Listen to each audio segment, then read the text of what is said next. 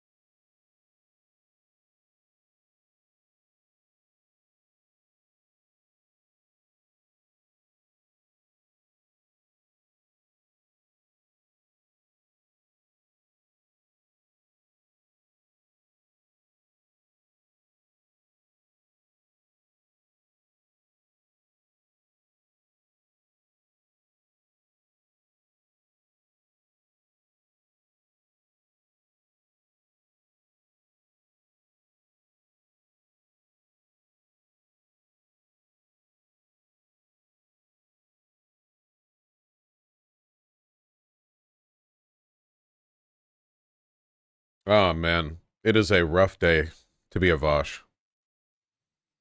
What's up, everyone? I haven't even done my hair. I just had the Tim Cool beanie on while my hair dried. Oh my god, I slept terribly. I'm out of Adderall too. Can we watch Biden live? He'll be talking about Israel any moment now. Fuck it, sure. Get a nice piping cup of Joe to start the day. It seems like he's already spoken on it. When we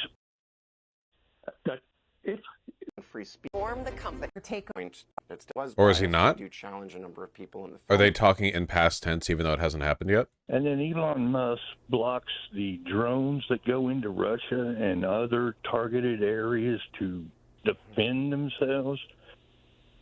Is that a traitor or is he not American? I don't really know. I'll hang up and let you answer that. He's not American. He's South African. No, I think first of all, I just want to disclaim this and say that the focus of my reporting has not been on Starlink and what happened there in Ukraine, or the fact that Musk in some ways now has some of his most powerful technology that he controls is this satellite technology and remote internet technology that the Ukrainian government and military.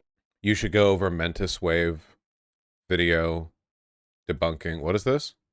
Rationalist and right libertarian leaning. Oh, that's going to be good. Refuting Vosh and the positive freedom grift. Oh, this should be good. Wait, hold on. Can we do how long do we have before Biden? Do we have 13 minutes? Or more likely 26 minutes to double the total length of the...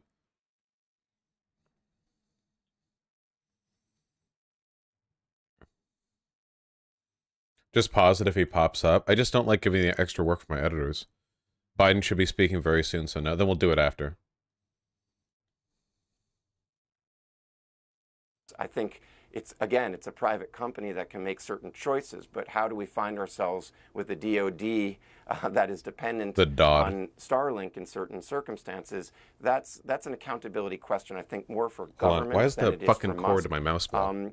And I think the one thing that we do know about Elon Musk is that he is impulsive and probably self-admittedly, and the fact is that do we want somebody like him having this much power? And that's not a matter of taking power away from him. It's about our government or other governments saying that we need to rely on multiple different companies for certain things. So I would frame the accountability a little bit differently than whether Musk is a traitor or not. I don't think he is. Ben in Pennsylvania, Republican. Let's hear from you. Hi, good morning to you both. Thank you so much for taking my call. So I want to start by saying I'm very much looking forward to watching the new documentary. I love Frontline almost as much as I love C-SPAN Washington Journal. But the important thing with Twitter recently, since Elon Musk took over, I feel like to a certain extent it was starting to become a one-sided conversation.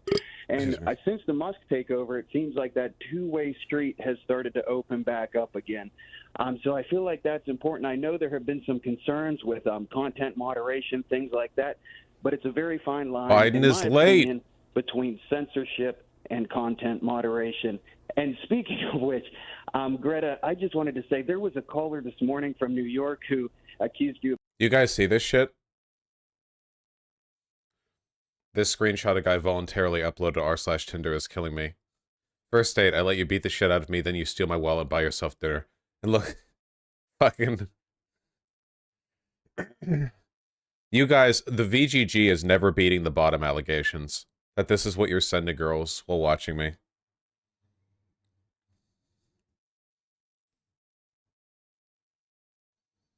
Yeah, putting the, W-Riz GAT lessons into action. Exactly. This isn't even Tinder, it's fucking, Hinge.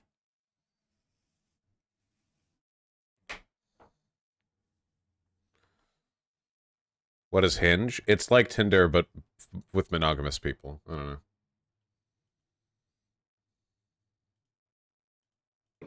And I explained that that wouldn't be a viable approach because there's lots of types of moderation that are simply non-negotiable around combating terrorism, around protecting children.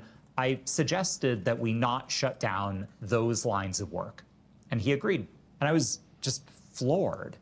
There was a moment that I'd been expecting not just to be fired. Hinge lets you sort by ethnicity. Is that true? It lets you sort by ethnicity? I didn't know that. So you can filter out the white people. With the paid service, yes. I don't like that. Maybe it's all just for show. Hate speech is surging on Twitter following Elon Musk's takeover, despite... But Musk would soon be tested. He put up the bat signal to racists, to misogynists, to homophobes. Where's Groups Biden? that monitor hate speech, like the Anti-Defamation League, spotted a worrying trend. We saw this surge of toxic trolling and hate speech that just blew up on the platform days after the company was bought. James Jacoby. So yes, so that was an anecdote from kind of early on in Musk's tenure, having taken over the company, about the surge in hate speech and how he wanted to deal with it. And a lot of people at that point were... One thing that really bothers me about the mainstream media coverage of Twitter and the way hate speech has gone up is that they never mention the fact that hate speech hadn't just incidentally gone up. Elon Musk has been personally signal boosting, like, every single fucking Nazi on the platform. Like, if you go and look at Elon Musk's replies, it's literally like 100 a day of him going, wow, in the replies to some white nationalist talking about, like, America falling to immigration or whatever. Like, it's not just some incidental, like, rule changes have led to it being a more raucous place or whatever. It's him directly and deliberately signal boosting the worst elements of it. He unbanned a guy who posted fucking child abuse material. That Dom Lucre guy, or whatever. How was hate speech being addressed? How was misinformation being addressed? How are some of the kind of ills of social media being addressed? I don't like this because it implies that what's happening here is just some kind of like high-level moderation decision where Elon Musk's principled positions on freedom of speech are leading to adverse consequences. They're treating the hate speech on Twitter like its increase is an externality that hasn't been accounted for, rather than something that Elon is deliberately and gleefully signal boosting and participating in, you know? Advertising is our main revenue stream. Advertisers, because of these Same. kinds of, pauses or boycotts that you had, the Anti-Defamation League and other groups kind of rallying advertisers to stay away from Twitter. That we don't really know exactly. Dude, I get the best fucking emails. You and your clique would 100% be against the Haitian Revolution if it happened today. If the slave uprising happened today and you received news of slaves killing colonial settlers, not only would the French call them terrorists, but so would you and your quote-unquote leftist friends. You don't think any white person who's a slave owner or a person in the military died at the hands of African slaves? Do you think only slave owners and soldiers died to African slaves? Do you think no French women were raped or French children taken off the census? What kind of euphemism is that? Taken off the census? What why would you employ that euphemism? Okay. You denied it in the past, but in today's climate, you would definitely be calling for the permanent enslavement of those slaves. Learn the difference between a settler and a civilian, as they are two different things. Ah, this is a Hassan viewer. Civilians are not people moving into stolen homes after the owners were removed from the house at gunpoint by an invading military. That's a settler. Hold on. Does this person think that the Haitian colonists removed the black Haitians from their plantation houses before occupying them? Like the colonizers arrived in Haiti to find a bunch of pristine plantation houses that they then escorted the black Haitians out of at gunpoint and took them over. What is the allegory we're drawing? Are they wrong though? Yeah, they're completely wrong, because the Haitian Revolution was a revolution, not just a like spurious killing of civilians to the detriment of the population of black slaves. Yeah. There is a pretty significant difference, actually.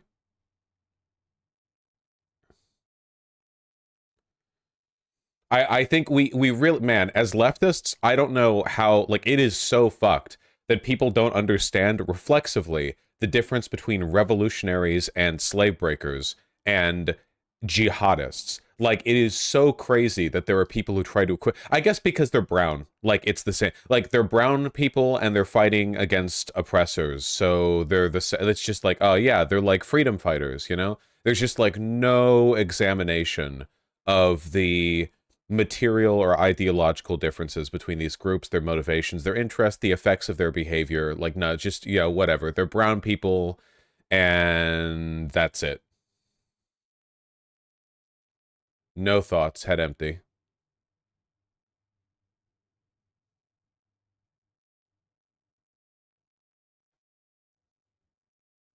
Wow, man, you're killing this debate. The other guy's just speechless. Thank you. I love being able to do shower debates to an audience of thousands and get paid for it. Thank you. I love that. I love that for me. Is Biden coming on or not? Case in Ukraine, Musk felt very uncomfortable with the amount of power that he had. Ukraine wanted to launch an offensive, and Musk felt uncomfortable with Sleepy the idea Joe needs to wake the fuck up. Technology would be used potentially to spark a third world war. And sorry, hold on. I'm checking my emails while I'm waiting for this, and let me just get a word count check on this one.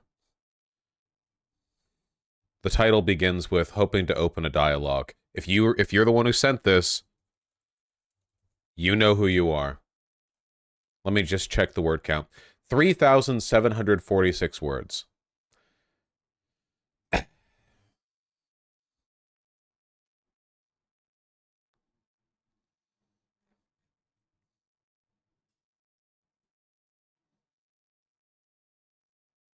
So, I mean, and Walter Isaacson told me and has talked about it elsewhere that, you know, Musk is actually in some ways concerned about the amount of power he has. But again, I'd say that I'd shift the accountability in that question to government and the military rather than Musk. It's up to them to find other contractors, other people. We've had, you know, we may have too few of them, but we have a few major military contractors in this country. And do you see rape as a legitimate territory? What is happening in chat? What the fuck are you talking about? No, you shouldn't rape people. What the fuck? If you're going to do a gigantic fucking revolution or even any kind of war, then judging from historical precedent, rapes are going to happen during war, but that doesn't mean they're good. It means that it's really difficult to control soldier discipline in war. Like, really, really difficult.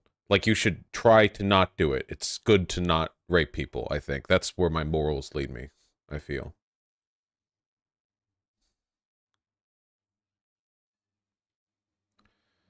Israel-Palestine because of the worst people. Yeah, the weird thing is that, like, the Israel-Palestine conflict is so morally uncomplicated, and people still trip over their dicks all the time. Like, fuck, they fuck this up constantly, you know? It's so fucking simple. This was a very interesting subject, and it didn't get enough coverage. Obviously, there was a lot of arguments from both sides of Politicum as far as what it meant, and it was supposed to get some discussion in congressional investigations. I don't know what took place, and maybe Walter Isaacson had something to say about that too. Okay, Alan. James Jacoby. Boobin. Yeah, we do get into the Twitter files in this film, and you are correct that the mainstream media kind of tended to avoid reporting on the Twitter files for a number of reasons. One, there was a lot of inaccuracies in their report. It's simpler, but simpler is the good guy versus bad guy take. It is good guy versus bad guy. The bad guy is the state of Israel, and the good guy is the Palestinian people. It is that. It is simple. It is very simple.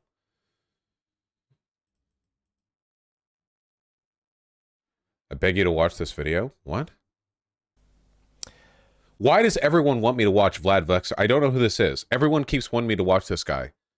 Is this the guy from Shaun versus Shaun of the Dead? Is that guy? He's so good. I'm good. He's the one sending you his own videos. Is he? What am I getting from them?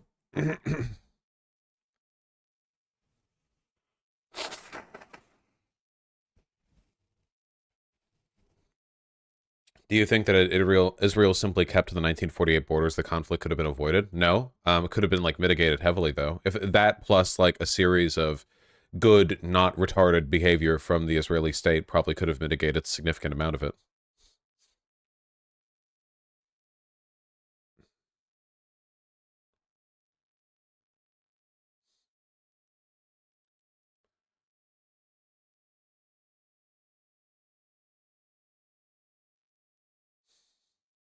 It's not really a people tripping on their dick situation. These people are genuinely evil. Yeah, there are genuinely evil people on both sides, but that doesn't change like the morality of the situation itself.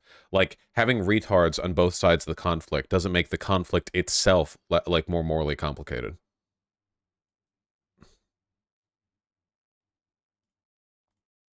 Apply to them in the same way. I guess Jim Jordan's committee is sort of insinuating and thinking that the federal government has actually been putting undue pressure and influence on these companies to take down certain content.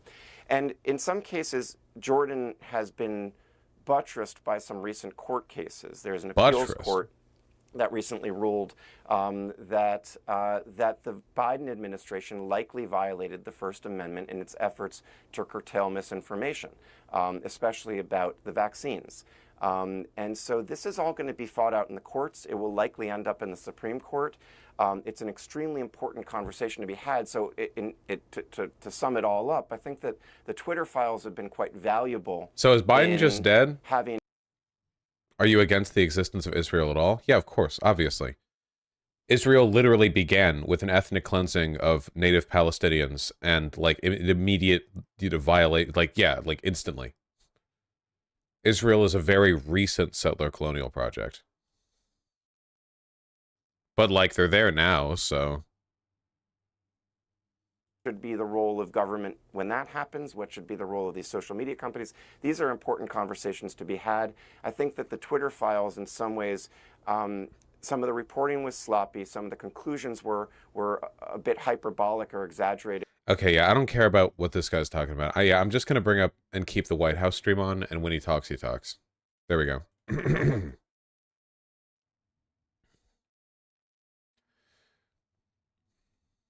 There's no way Israel can be dismantled. That would almost certainly result in... Yeah, that's why I just said it's there now.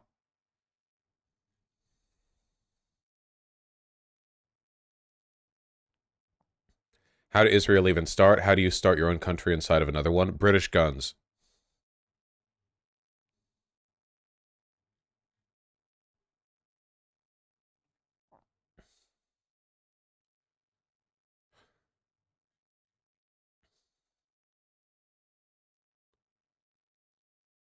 Can we do the Mentis Wave video while we wait? No, because you know the second we start the fucking Mentis Wave video, the nanosecond we start it, this is going to start.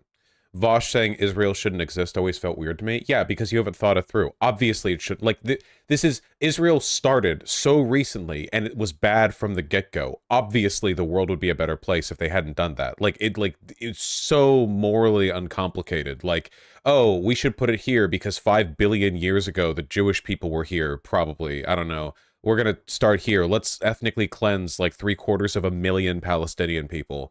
And then begin the modern day fucking main settler colonial project in the Middle East. Yep, there it is. What's up? Looking drippy today, sir. Good afternoon. You know, there are moments in this life... But it exists now, so... I mean this literally, when the pure, unadulterated evil is unleashed on this world. The people of Israel lived through one such moment this weekend. The bloody hands of the terrorist organization Hamas, a group whose stated purpose for being is to kill Jews. This was an act of sheer evil. More than 1,000 civilians slaughtered, not just killed, slaughtered in Israel. Among them, at least 14 American citizens killed. Parents butchered using their bodies to try to protect their children. Stomach-turning reports of babies being killed. Entire families slain. Young people massacred while attending a musical festival to celebrate peace. To celebrate peace.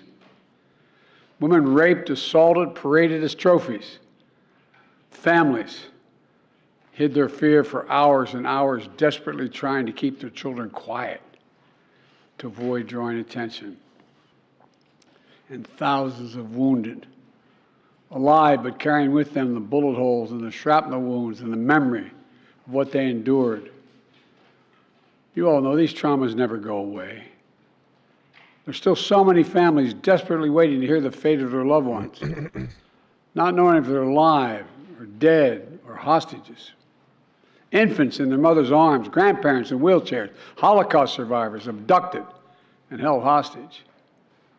Hostages whom Hamas has now threatened to execute in violation of every code of human morality. It's abhorrent. The brutality of Hamas, these bloodthirstiness brings to mind the worst rampages of ISIS. This is terrorism. But sadly, for the Jewish people, it's not new. This attack has brought to the surface painful memories and the scars left by a millennia of anti-Semitism and genocide of the Jewish people. So in this moment, we must be crystal clear. We stand with Israel. We stand with Israel. And we will make sure Israel has what it needs to take care of its citizens, defend itself, and respond to this attack. There's no justification for terrorism. There's no excuse. Hamas does not stand for the Palestinian people's right to dignity and self-determination. Its stated purpose is the annihilation of the state of Israel and the murder of Jewish people. They use Palestinian civilians as human shields. Hamas offers nothing but terror and bloodshed with no regard to who pays the price. The loss of innocent life is heartbreaking. Like every nation in the world, you people are so fucking Israel has the right to impressionable, dude. respond. Holy Indeed, shit. You has have a the duty to memories of respond goldfish. to these vicious attacks. I just got off the phone with a third call with Prime Minister The whole Netanyahu. thing is about how he supports told him, Israel, and then he's like, Hamas the is United bad. States You guys are like, wait, experience that Israel is wait, experiencing, our wait. response would be swift, Hamas is bad. Wait. decisive, and overwhelming. We also discussed how democracies like Israel and the United States are stronger and more secure when we act according to the rule of law. Terrorists purposely target civilians, kill them. We uphold the laws of war, the law of war. It matters. There's a difference. Today, Americans across the country are praying for all those families that have been ripped apart. A lot of us know how it feels. It leaves a black hole in your chest when you lose family. Feeling like you're being sucked in. The anger, the pain, the sense of hopelessness. This is what they mean by a human tragedy, an atrocity on an appalling scale. But we're going to continue to stand united, supporting the people of Israel who are suffering unspeakable losses and opposing the hatred and violence of terrorism. My team has been in near constant communication with our Israeli partners and partners all across the region and the world from the moment this crisis began. We're surging additional military assistance, including ammunition and interceptors, to replenish Iron Dome. We're going to make sure that Israel does not run out of these critical assets to defend its cities and its citizens. My administration has consulted closely with Congress throughout this crisis. And when Congress returns, we're going to ask them to take urgent action to fund the national security requirements of our critical partners. This is not about party or politics. This is about the security of our world, the security of the United States of America. We now know that American citizens are among those being held by Hamas. I've directed my team to share intelligence and deploy additional experts from across the United States government to consult with and advise Israeli counterparts on hostage recovery efforts. Because as president, I have no higher priority than the safety of Americans being held hostage around the world. The United States has also enhanced our military force posture in the region to strengthen our deterrence. The Department of Defense has moved the USS Gerald R. Ford Carrier Strike Group to the Eastern Mediterranean and bolstered our fighter aircraft presence. And we stand ready to move in additional assets as needed. Let me say again, to any country, any organization, anyone thinking of taking advantage of this situation, I have one word: don't. Don't. I have one word: faggot. No. Our hearts may be broken, but our resolve is clear. Yesterday, I also spoke with the leaders of France, Germany, Italy, and UK to discuss the latest developments with our European allies and coordinate our united response. This comes on top of days of steady engagement with partners across the region. We're also taking steps at home. In cities across the United States of America, police departments have stepped up. Security around centers of Jewish life.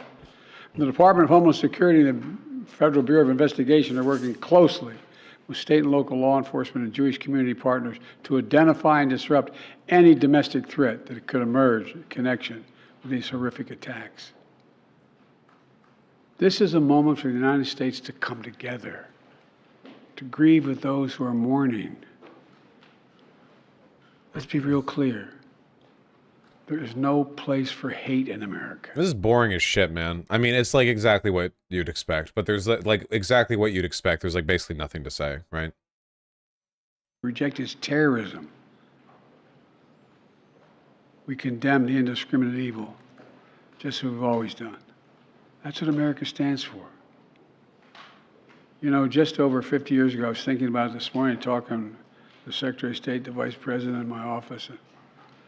Over 50 years ago, as a young senator, I visited Israel for the first time as a newly elected senator. And I had a long, long trip, a meeting with Golda Meir in her office just before the Yom Kippur War.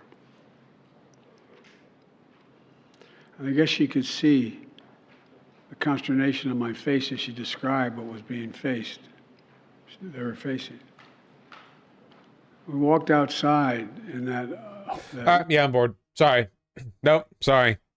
Yeah, I know he's the president. Blah blah. I'm bored. Yeah. You guys already know everything that's going to be said here. There's nothing new. Boring. Bored. Yeah. Yeah. Wrap it up, Joe. Okay, we're busy. Thank you. Adderall shortage? Literally, yes. Also, it's just boring.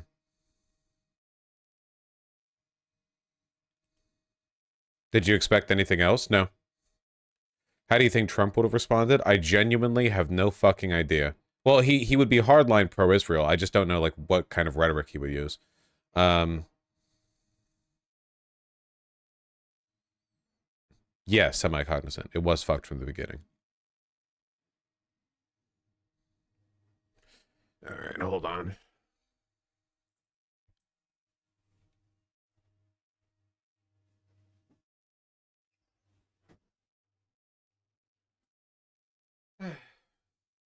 Every day I leave the window open is the day someone decides to be noisy on the street. Thoughts on DSA doing a rally in New York City for Palestine the day after the war started? Again, like as always, DSA tripping over their dicks. Everyone on the left trips over their dicks. It wasn't just a rally for Palestine. They did the fucking the banner that they had advertising the event literally had like the fucking paragliding Hamas dude, the silhouette on the banner. Like, look at these freedom fighters, and it's the dude in the little fucking barrel plane or whatever. Just dick tripping 24/7.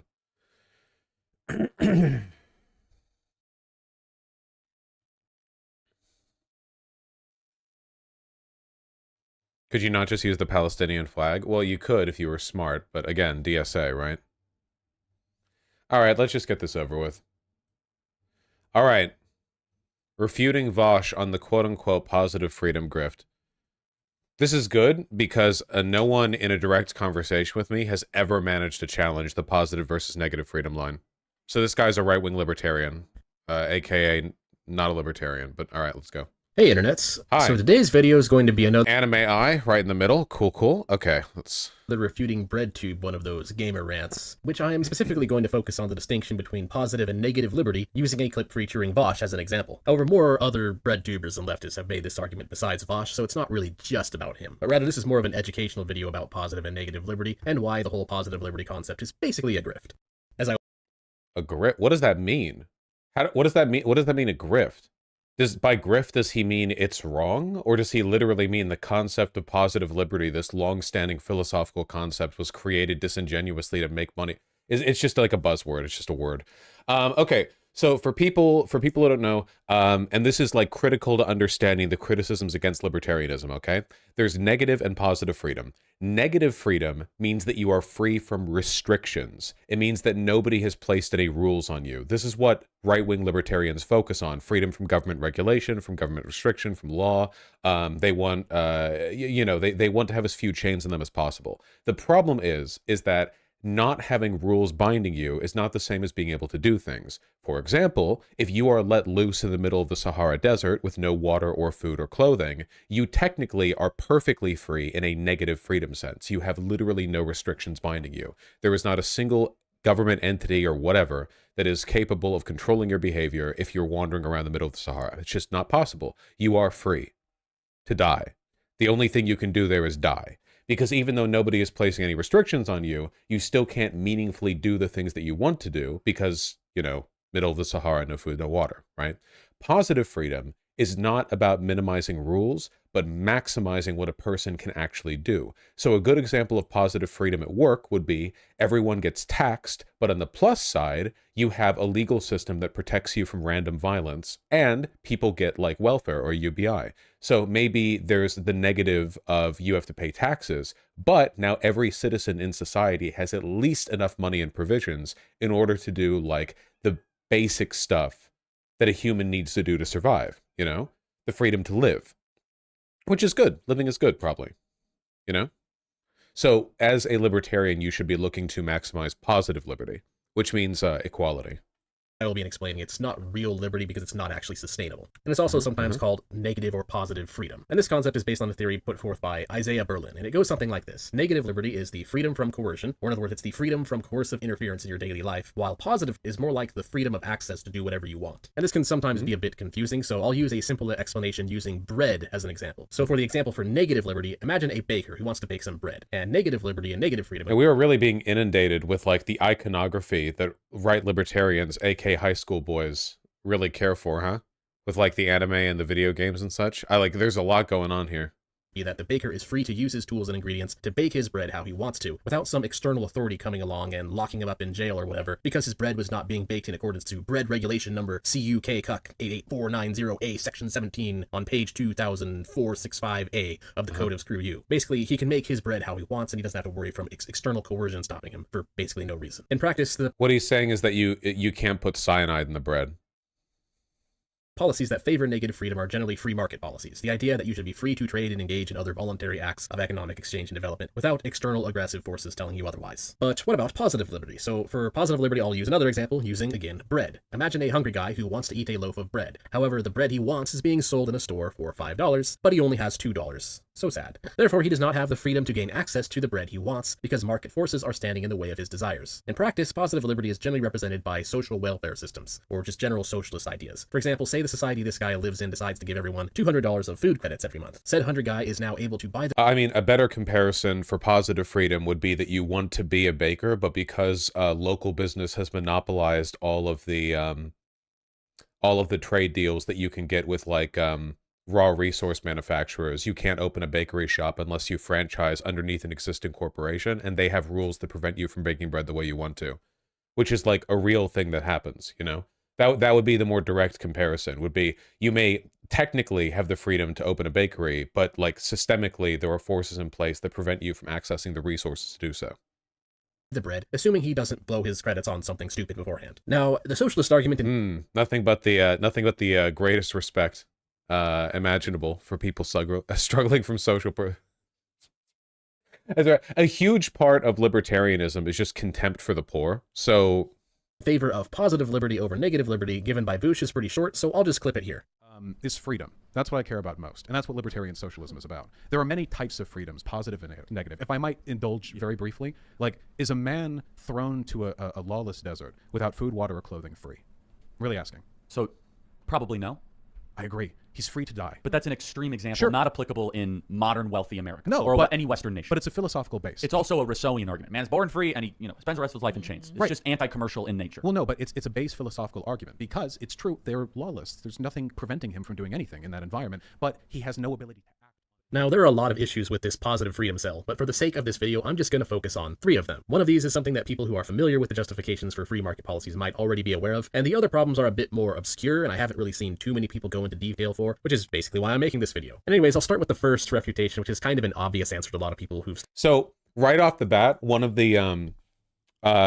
the easiest ways that you could discredit this video is that it's not possible to refute negative freedom versus positive freedom because it's a philosophical juxtaposition in which if you accept the logic of one side, you accept the logic of the other. It's a framework for analysis. It's not like a mathematical equation or like a research outcome. You can't debunk positive liberty while preserving the framework that allows you to understand negative. That's not a thing, you know? So it's people who don't know what they're talking about will often do this, and they'll often overstate the extent to which they can criticize academic concepts or philosophical concepts. They'll talk about, like, you see this a lot with people saying that they can debunk socialism. No, you can't. You can't debunk capitalism either. That's not how it works. It's not the kind of thing that can be debunked, you know? But people get overeager and they race towards it. Studied these already kind of know about, which is that positive liberty is really just theft, and that the way... So this is the right libertarian go-to for literally all arguments. Is that thing they don't like is that it's like base number 1, you know? Bedtimes are theft. Having to do homework is theft. It works necessitates theft from other people. So an alternative, but equally uncharitable hypothetical to Verge's man in the desert, who's dying because he doesn't have anything but is technically free from any laws, would be to instead imagine a street robber. He goes up to people, sticks a revolver in their face, takes their money, and then lives large however he wants, with access to whatever he wants, assuming he never gets caught. Like the man crawling through a desert without food or water is an absurdist analogy on negative freedom, this is basically an absurdist analogy on positive freedom. But What? Wait. The man going through the desert isn't an absurdist analogy, it's a demonstration of the principle. You in order to demonstrate a philosophical principle, you isolate factors to make it very clear what you're talking about. How on earth is a person going around robbing people a demonstration of positive liberty? The liberty of the people he's robbing is being violated. What? But it does prove a fairly simple point, or like Bush said, provides a based philosophical argument, which is that positive freedom, while it technically provides the people enjoying that positive liberty more choices in life to pursue their goals, it generally necessitates interfering in the negative liberty of others. And that's No? Well, I mean, to the extent that, like, so when he says man robbing other people, what he means is taxes. So again, libertarians, the main thing that libertarians care about is taxes and child pornography. And in this case, we're talking about the taxes. And because it doesn't sound scary to say, well, what if you have to tax people to guarantee other people freedom, which I want, of course. He has to say, well, actually, taxing is when a robber goes around and robs people. Obviously, these aren't comparable at all. But a libertarian would argue that they are because they're both theft or whatever. This is one of the reasons why libertarians are not and never will be politically relevant. The only the extent to which libertarians are politically relevant is the ones that get radicalized into fascism, and then those go on to be like Republican operatives. But libertarians who actually adhere to libertarian political thought will never be politically relevant because it is not possible to be politically relevant while making comparisons like taxing people is like robbing people at gunpoint. It's so detached from the way the real world works that it just necessarily excludes you from political discourse. a very big problem because it doesn't actually have to be this way. So for instance, going back to the hungry man buying bread with government food credits, this may... The one I wanted you to watch was a different video, debunking BreadTube #1 Vosh, but this is fine too. Wait, how many videos he made on me? Whatever. First seem better than the robber scenario. Also, why is Ruben screaming? Ruben! Ruben, can I help you?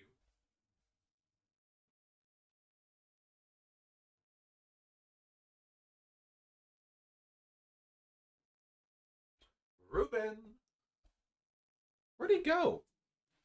I swear I heard him. But not by much. If the state is taxing the store owner in order to pay for these food credits, and the store owner doesn't want to pay those taxes, well then the theft of his $5 loaf of bread is still occurring, it's just occurring in a way that is much more indirect. See, like I said, he was just talking about taxes. Like, obviously, there's a reason why every single society does taxes, and it's because the existence of taxes allows for the very basic fundamental construction of infrastructure that allows like modern life to exist. Bakeries could not exist without taxes in the modern form because taxes are what provides for the roads and the regulations for the food that allows them to bake it and the construction that allows them to house the bakery. On every level, taxes supply the resources that allow modern life to exist. The only way to get around that is to say, well, what if private corporations did all of it? In which case you would be paying for that too. It's just, society takes money. I'm sorry. It just does. It just does. Would taxes even be needed under socialism? Some way of returning wealth and the labor it represents back to basic, like, social function will have to exist in literally all forms of society. Like, literally all. This existed back in tribal days. Like, do you think that people in a tribe, like all like 200 people in a random tribe in the Amazon or whatever, were all like doing individual shit? No. Everyone had to collectively contribute to the greater good, because if they didn't, well, they'd be a selfish dick and they'd probably get killed for it. I mean, you can't do that. You can't do that. It's, you know, it's all like independent entrepreneurial spirit until you break your leg tripping down a rock and then need to be like nursed back to health for 2 months by someone else, you know? Not killed, but exiled. Yeah. I mean, whatever, you know. The myth of like everyone homesteading and going out on their own and living entirely on their own is a purely modern myth. It's like the idea of man, an independent agent, going out there and existing as a purely like autonomous agent. This is like a jerk off, like insecure male fantasy, which is entirely the product of like post-modernity anxiety. It is completely disconnected from reality or history. It's just silly, like, even to engage with these arguments, to be honest, but, you know, whatever. It's just A stealing from C and then giving to B instead of it being directly stolen from C to B. And this is all kind of the general argument against positive freedom that most economists are already pretty familiar with. The true main difference between the two is that negative liberty... Incorrect. There are no economists who have a problem with taxes.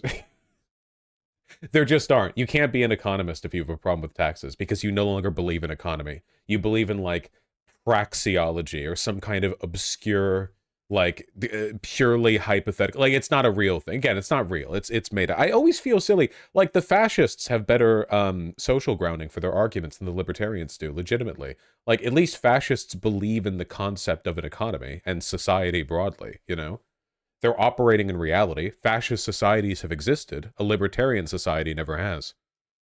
Is just, I want it, so let me do the work to build it, free from interference. And positive liberty is, I want it, so it gives me that for free. Often with various forms of social inequality being presented as justification. Here we have the height of libertarian praxeology, an Elon Musk tweet where Karl Marx says, "Give me that for free," which is definitely what he said in his books and writing, and is a summation of, by the way, I don't want to get into the, like, the way the language of Karl Marx here is meant to replicate the way that, like, Stormfronters describe how black people talk, but, you know, we can, that's gonna unpack that sometime you know, sometime down the line, maybe.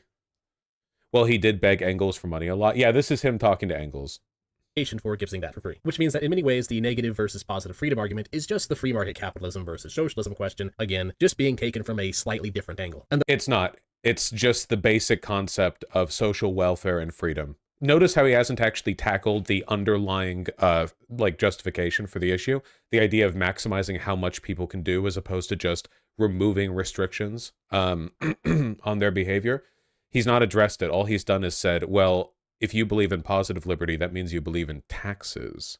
Thus, a lot of the arguments against it are very similar to the arguments between capitalism and socialism. For instance, free market policies generally lead to people being wealthier overall anyways. And so if you're given the choice between everyone being equally poor or some people having more than others but everyone being better off, then the latter is obviously the better choice. This is not true.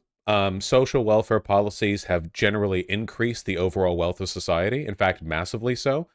You can engage in a positive liberty-oriented standpoint without being a socialist. Like, again, you just have to believe in taxes. And since every society in existence applies taxes, except for, I don't know, Eastern Syria, Somalia, I don't know. Since all meaningful societies have taxes, all meaningful societies are in some way engaged in the underlying line of logic that supplies, the baseline for positive liberty arguments.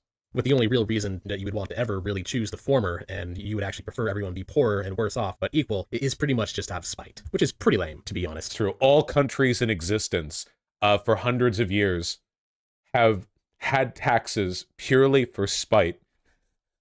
Here's my Wojak to prove. Again, I always feel so silly engaging with like the libertarian arguments because a lot of them are teenagers and they're genuinely like retarded.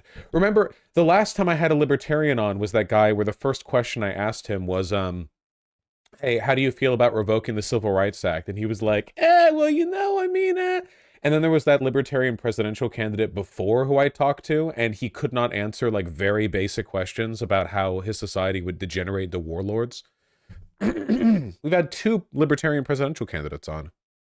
However, the leftists do have somewhat of a point, which is that it's good for some kind of social safety net to exist so that people don't get put into a situation where they would have to potentially steal to survive. For instance, say that the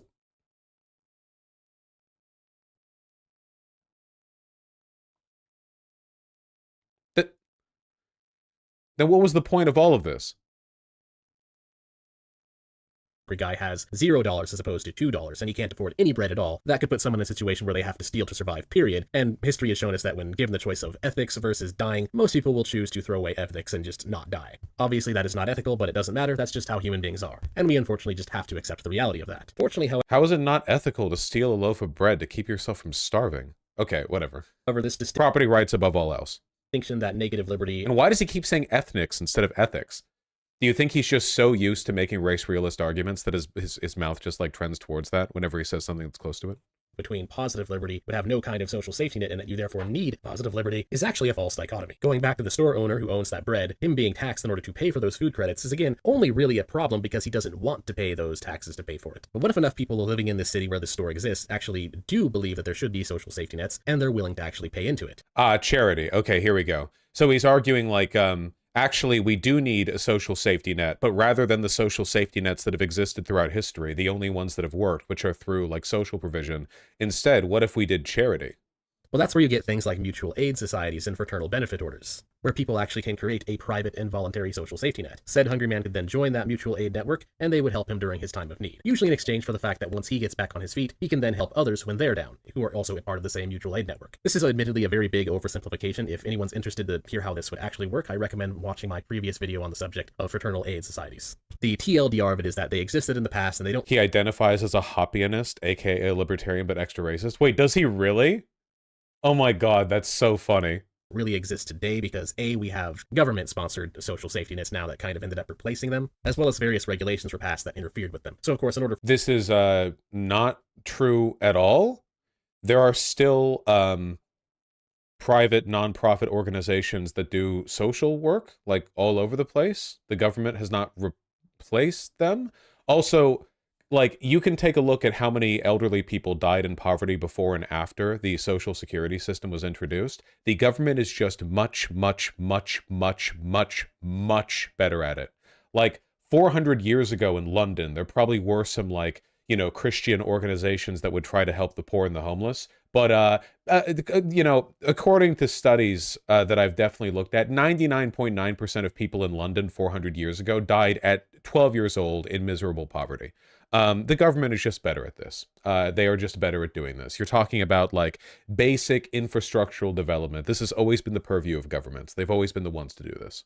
for these societies to come back, we would need to remove those regulations. The main point I'm making here is that a society doesn't actually need to focus on positive liberty in order to have the social benefits of positive liberty. That may seem counterintuitive to some people. This is demonstrably false in like any engagement with reality. This is one of the reasons why I don't really like going over like libertarian arguments, is because they're so unserious that responding to them makes you unserious. You know what I mean?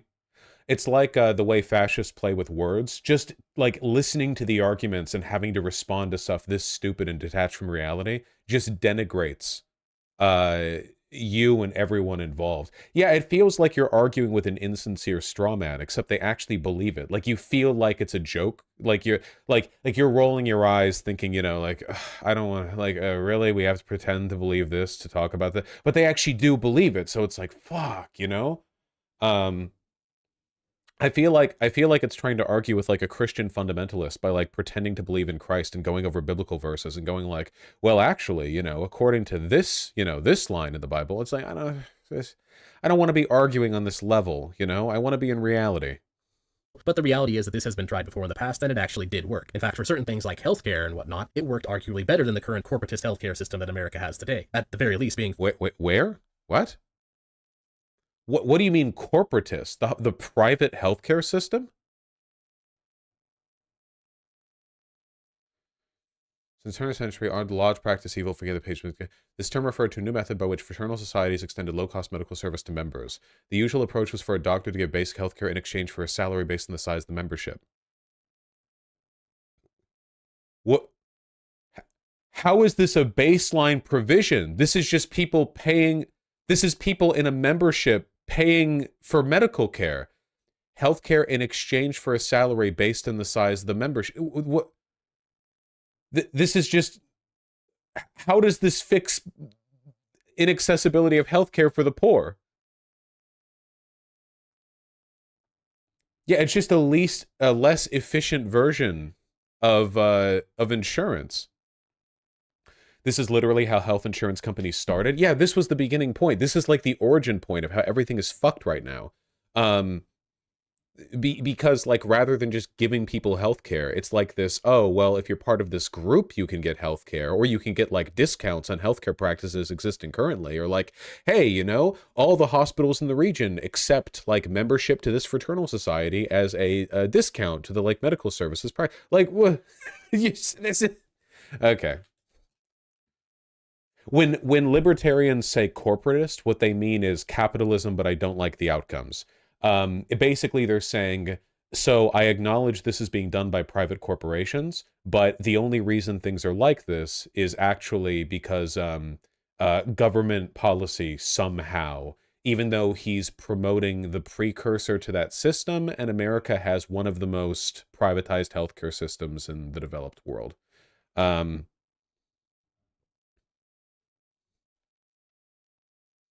That America has today, at the very least being far less expensive. In fact, that's a general issue with a lot of these government programs. If it was far less expensive, then why did people back then not get medical care and people today get medical care? How does he seriously think? First of all, medical care back then was somebody with a hammer and chisel removing the ghost from your skull, okay? The idea that like medical care back then was literally like a doctor would like hack a leg off and then splash turpentine up your nostrils and then like leave, you know? Like these comparisons are so unserious. They reveal such a deep misunderstanding of how literally everything in society works. They tend to be around 1/3 less or so efficient in terms of cost and output as private programs. For 200 year ago medical what? Hands expense truth, the administrative and other costs of government redistributive agency absorbed to be charitable. What article is this from? This is definitely from some libertarian. He calls himself a paleo-libertarian. Then he's almost certainly a Nazi, yes. Only 2/3 of each dollar budgeted to them, not the cost of delivery subsidies, $3 worth, $5 worth of religion. I don't know what this is trying to demonstrate. Is this trying to like draw a cost comparison to a very small number of people who benefited from the insurance practices back then, getting the ghost removed from their skull, compared to today's modern comprehensive medical system, where we don't have like 1 in 3 women die in childbirth? I don't know. I don't even know what point is being made here. Wasn't this supposed to be about positive versus negative libertarian? And this definitely includes private charity and mutual aid networks. And so that would be the second refutation to the negative versus positive liberty argument. A lot of people don't know that you actually can have a voluntary welfare system, and it actually has been tried in the past, and that it's actually very efficient to do it this way. Plus, it is just, no. Total disengagement. This reminds me of that Yaron Brook fellow, remember him? Yeah, I was talking about him earlier, yeah. Plus, it gets rid of the ethical problem at the beginning, going back to the baker and his bread, or the store owner and his bread. With fraternal benefit orders put in place, the state no longer needs to steal from the store owner in order to pay for those food credits. Taxes. He's referring to taxes. And this is largely what I meant by this meme I posted on X earlier. Positive. He calls it X. The freedom, when unmasked, is really just revealing itself to be slavery, just like the plantation owners had. Yes, in fact, plantation owners unironically had a lot of positive freedom from the wealth that they gained from slavery, with of course the problems that it was both unethical. Well, okay, did these slaves have positive freedom? No? Then it wasn't a good demonstration of positive freedom. He seems to be under the impression that an advocacy for positive freedom means you only advocate it for one single individual. Like, positive freedom enjoyers would love slavery because the slave owner has lots of positive freedom. Like, are there any other, like, entities in the equation here that might not have a lot of positive freedom? But again, he's like a Nazi or whatever, so it doesn't. For anyone who doesn't know, anybody who calls themselves a paleo whatever is almost certainly a Nazi. You see this with like paleocon, paleo-libertarian or whatever. Not that there's any meaningful difference, right? Like their overriding primary belief is racism. Libertarianism has largely been about using economics to undermine like positive race relations, essentially trying to reintroduce and reincorporate like pre-integration American society through economic principles rather than social. So rather than having people say like, we don't want blacks and whites together, they'll say, we don't believe in the Civil Rights Act. We think that people should make their own decisions when it comes to like self-segregation because like that's freedom or whatever. It's basically just a way of arriving at the same conclusion. The paleo usually means like, we want to go back, like return with a V, you know?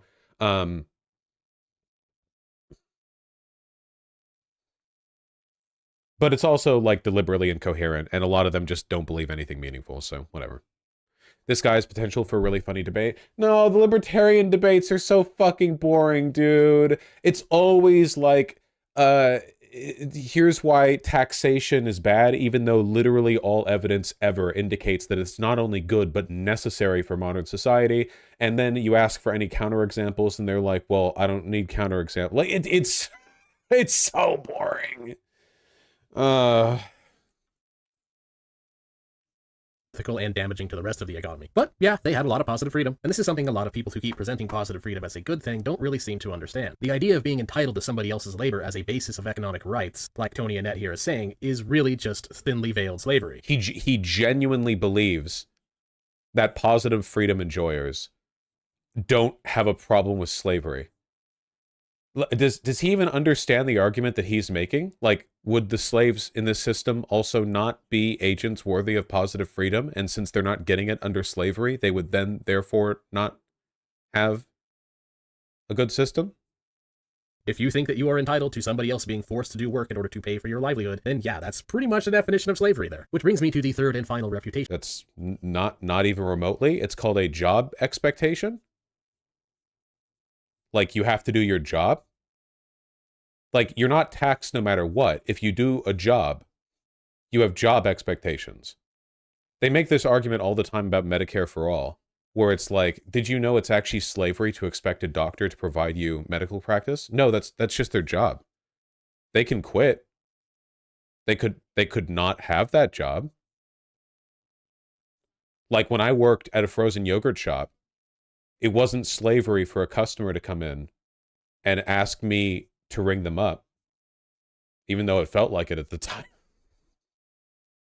Of positive liberty, which I will now take a look at the example Vush gave a bit more directly here. So, a man stuck in the desert, indeed, has a lot of negative freedom. But let's take a step backwards for a second and ask ourselves, what, from a historical context very specifically, does this hypothetical situation that Vush gave sound like? Well, that sounds a lot like mankind before we invented modern civilization, doesn't it? Yes. Yes, it does. Though noting, however, that in tribal societies we did provide for each other. But if you're talking about just like before we had social provisions of any kind, then yeah, a lot of people died, you know?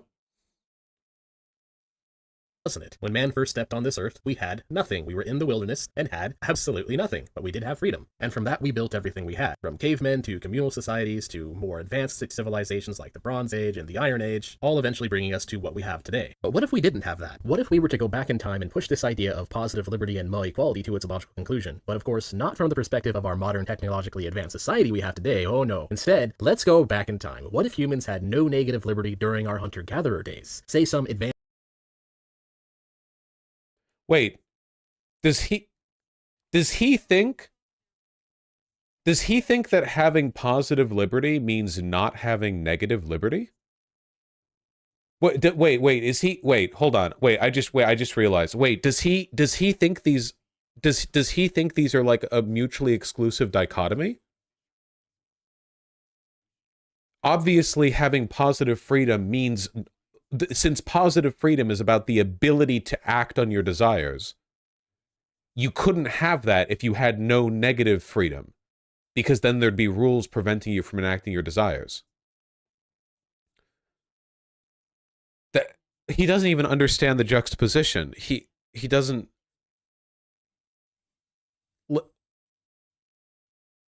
It's just a matter of like prioritizing both and understanding how both develop. Are you surprised? I am always surprised. Yes. I am weak-minded. I should expect this every time, and yet I don't.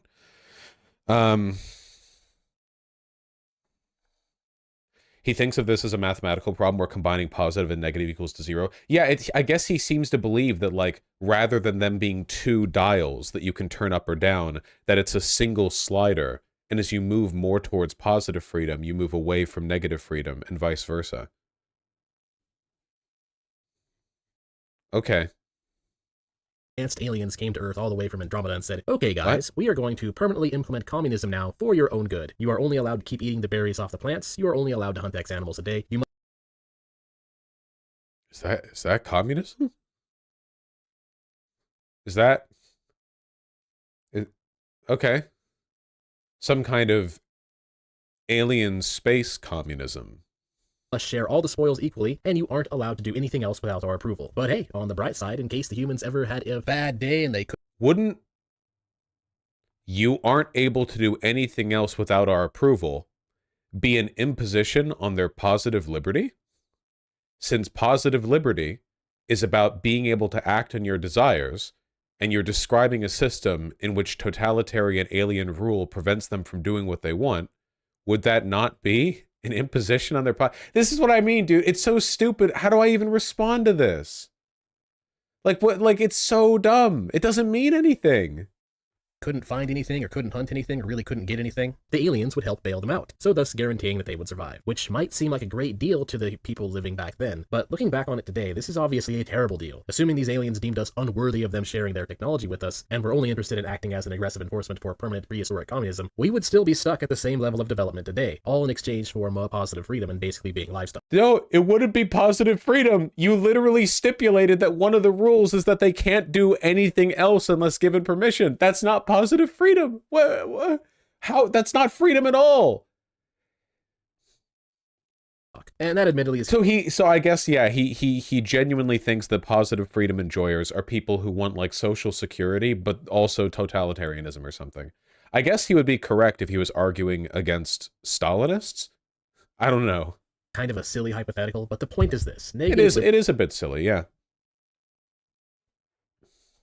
Why does he keep making up wild scenarios to prove his point? Actually, I appreciate the fact that he does that, because when you're having an argument about philosophy, you usually want to construct silly hypotheticals because they allow you to isolate certain attributes of your argument. Like the Coconut Island argument that I'm so famous for is about coercion and economic incentives. Being let loose in a desert with no food or water hypothetical is about, like, demonstrating how having no rules placed on you doesn't necessarily mean you're free. There's nothing wrong with constructing silly hypotheticals to demonstrate a point. I'm glad he's done it because it's made it clear to me how retarded his beliefs are. Like, he's been jumbling about with this, like, misinterpretation of how different healthcare systems work shit is, but that's so incoherent I can't really make heads or tails of it. But then he gets to this and he makes it very, very clear. He thinks that a system in which authoritarian aliens prevent humans from doing anything they want to do would be positive freedom. Therefore, he has no clue what he's talking about. Genuinely, he has no understanding of the situation at hand. And so I'm glad he did it, you know? Like, that's why the hypotheticals are good. They really isolate the necessary variables. Liberty creates wealth, while positive liberty does not. Positive freedom is just wanting to reap a harvest that you did not actually sow, regardless of what the creator of that harvest was. Taxation has predicated the greatest gain in wealth and technological development ever observed in human history by a exponential degree. Again, like, if his argument here is against taxes, which it seems they are, like, we can skip the positive liberty stuff. He's arguing, as all libertarians do, against taxes. If he's unironically arguing that, like, the existence of taxation as a principle is the death knell of economic growth, like, how do you square that with all of human history? Wants. So a focus on positive freedom gives no incentive for society to advance. Negative liberty is specifically what allowed for that massive spike in advancement that allowed human society to become what it is today, so that we can now enjoy all these modern advancements that we have. In societies with taxes, just no understanding, literally just complete head empty, like no understanding whatsoever. Like, the human population and economic growth skyrocketed after the Industrial Revolution in a time with taxes where governments existed and provided regulations around growth and development in cities that were major sources of wealth. And then human development exploded yet again after the development of, like, the modern welfare state. Like post FDR, you see a huge growth because now, rather than having 90% of the population permanently locked into giga poverty, where they're never going to be able to contribute much other than, like, limbs to clog the machines of the factories they work at, now people have, like, a baseline education and a baseline, like, salary that allows them to participate economically, that allows them to be, like, functioning members of society rather than just being, like, the meal that gets poured into the system, you know? And things grow yet again. Basically, all of the indicators we have for economic growth suggest that societies are most productive and most healthy when you have a robust middle class, because people are much less productive economically, socially, whatever, when they're very poor, because they usually have no time in their life for anything other than drudgery. They don't have the time or the access to, like, higher education. They just work, like, minimum wage jobs or whatever. And there's nothing wrong with living that life, morally speaking. But, like, if you care about things like human development and growth, you should want everyone to have enough resources that they can live with the kind of comfort that allows them to pursue their talents.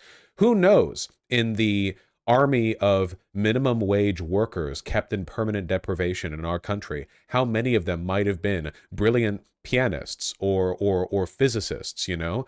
Who knows, with the right set of circumstances and combination of, you know, accessible forces, what they might have gone on to achieve. And we will only know with taxes, baby. Big, big, big taxes. Big taxes. Ooh, we gonna tax big. Ooh. Because we were free to build them. Take that freedom away and take those incentives away, and human beings no longer have an incentive to go further. It's true. Under positive freedom, no one will be allowed to build buildings somehow. That's the main issue with this grift here. Negative liberty creates the wealth and freedom that is being... Grift? Okay, so he doesn't know what grift means. Grift, to him, he thinks the word grift mean... He thinks it means, like, an idea that's bad. You know what I mean? Like he'll be hanging out with a friend, and the friend will be like, yo, dude, want to go get, like, burgers? And it'll be 11 a.m. or something. And this guy will be like, dude, that's such a grift. It's too early for burgers. We should go get pancakes or something. Being associated with positive liberty, while a focus on positive liberty actually destroys negative liberty when taken to its logical conclusion. So really, realistically... It doesn't. A strong proponent of positive liberty will also have lots of negative liberty, because you can't act on your desires if you have rules preventing you from acting on your desires. Positive freedom is just wealth. It's the benefits you get from having wealth and having an advanced society that created that wealth. An advanced society that exists because of negative freedom. No. So while Vush's rhetoric is very good, all he's really doing is saying that we should be allowed to enjoy the wealth without really understanding where that wealth comes from. It's kind of like wanting to plug a power strip into itself for infinite power. Sure, that'd be awesome if you could actually do that, and it would be pretty awesome if it worked, just completely. Did this argument need to be supplemented by like some weird, creepy anime doll? Again, I know these are like right libertarians, so they have a very specific set of tastes and interests that have to be appealed to aesthetically, but like, what the fuck? It's called a Fumo? Yeah, sorry. I'm a man and almost 30. I'm sorry. Worked, just completely ignore the laws of physics and just enjoy infinite electricity in magical everything free land, but it obviously does not work that way. And so the fallacy of positive liberty here is that it is confusing the outcome of negative freedom for the concept of freedom itself. Again, going back to the picture in your mind of a plug or a power strip being plugged into itself. Yeah, that's pretty much how it is. Okay, gotcha. That's the argument. Positive liberty is when you plug a power strip into itself. Gotcha. Okay. Yeah, that was pretty fucking dumb. I don't know why I ever go after over videos that like debunk me or whatever. They're never good. You have to be really retarded to think you can do it, you know? We're kind of like pre-selecting for low IQ individuals.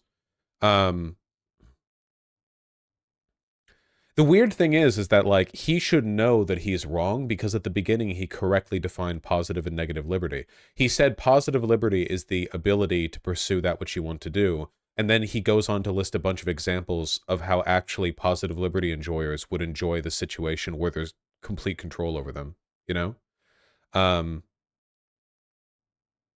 Yeah, pretty dumb.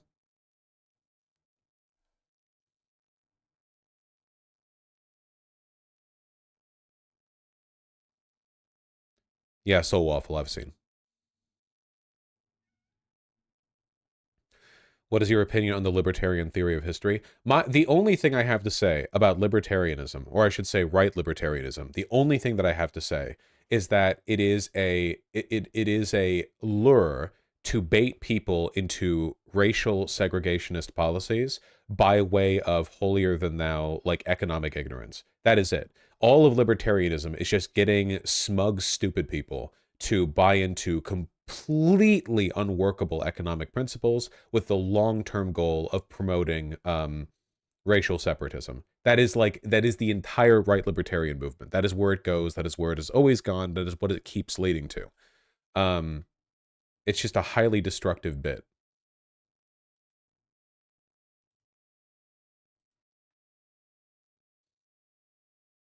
Are you going to do the other video? No? What, you think I'm going to watch another video of that guy after watching the first one? I don't think he's actually that dumb. Might just make bad faith arguments to support his racism and sexism. No, he's also stupid. If he was smart, there were several ways that he could have done a better job lying there. Whenever I, you know, that's like the grifter line or whatever, man. You could do so much better with your dishonesty. I could have lied way the fuck better in that one. As somebody who actually understands like very, very, very basic philosophy, there are so many more intricate ways he could have been dishonest. But he's stupid, so it doesn't matter. Like, how dumb do you have to be to unironically be a libertarian?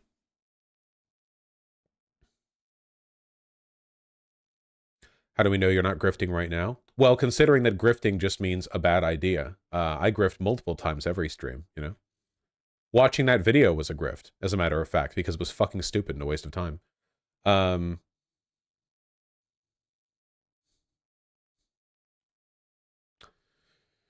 Yeah.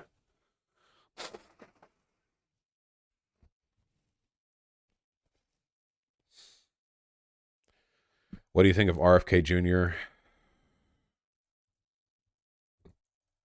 Yeah, I saw this. Let's go. Guys, the Biden establishment is toast. All right? Everyone, trigger warning. We're going to listen to RFK Jr.'s voice again. The good news is that people like yourselves are finally fed up. Something. Good placement of that sign. What did his campaign team seriously let somebody with a sign stand in front of the cameras? Okay. Yeah, RFK Jr. is running as an independent. So as you all know, RFK Jr. himself is a lunatic. He is seemingly very far right. He's probably mostly crazy. I think his main political position is that he's crazy. And he has been sort of groomed into this position by Republican operatives in order to pull people away from Biden. The same thing has happened to a large extent with who's the other guy? The guy who went from People's Party to Green Party to Independent? Cornel West, yeah. These are wedge candidates that are being propped up in order to pull people from Biden. So far, pretty unsuccessfully. So RFK Jr. is an obvious plant who has done nothing but cozy up to right-wingers since he announced his candidacy. And now by running as an independent, I have a feeling he's actually going to pull more votes away from the right than he does the left, which is pretty based. More tech issues.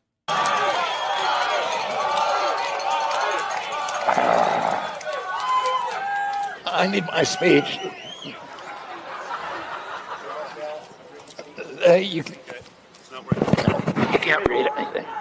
You can't read anything. What about the screen up in front? Can you see it? What? Yeah. It's upside down. It's upside down. It's upside down.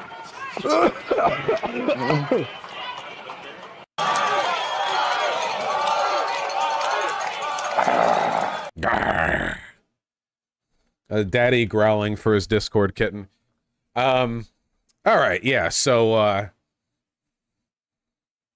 that's good. A bunch of RFK Jr.'s family members signed a document saying, please don't vote for this guy.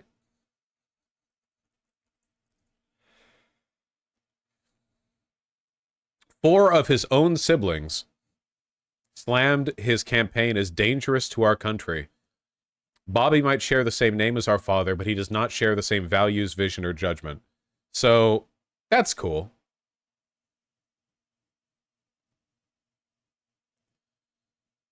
We denounce his candidacy and believe it to be perilous for our country. God. Polling suggests RFK is like 14% support. Yeah, I wouldn't trust the polling too much. The average American has absolutely no idea who RFK Jr. is, and has never heard them speak. This is purely name recognition. Like, there's nothing substantive to it. He's not going to get 14% or anything like that. Again, don't pay attention to polls. Just don't. Anyway, deeply funny. Deeply funny.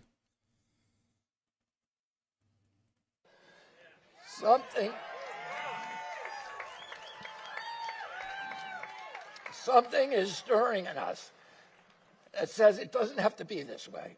People stop me everywhere at airports, at hotels and malls, on the street, and they remind me that this country is ready for a history-making change. They are ready to reclaim their freedom, their independence. His voice sounds like that really annoying voice modulator that was popular for a little while on TikTok, where people would like shrink their faces and like this, like that.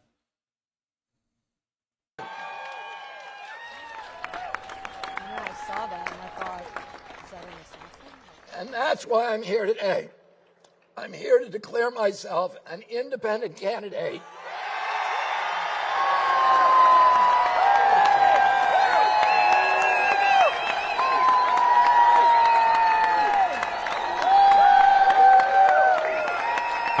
I genuinely can't believe. Wait, I'm sorry.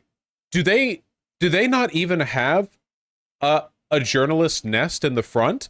Are all the cameras like just somewhere behind? They don't even have like a spot in front for the... Okay.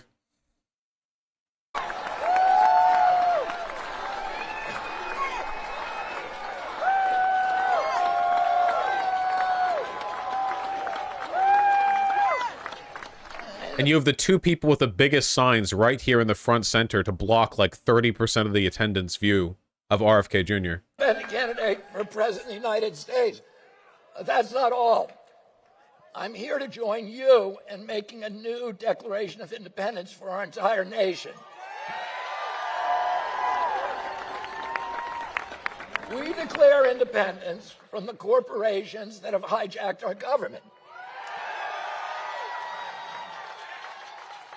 And we declare... RFK apparently might take voters from the GOP, and GOP officials are attacking RFK for his independent run. Yeah! Because this guy was supposed to be like a plant in the DNC to pull voters from Biden, and then this guy can't shut the fuck up about how COVID is a secret bioweapon created by Jews to attack like Gentiles or whatever. Like he's too crazy for any Democrat to get behind. So then they lose control of him. He runs independent. It's like, oh shit.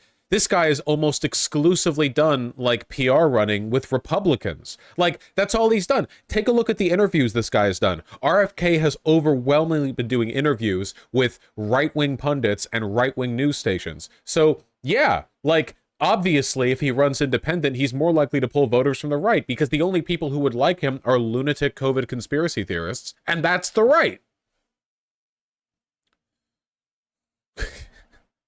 Radical Democrat RFK Jr.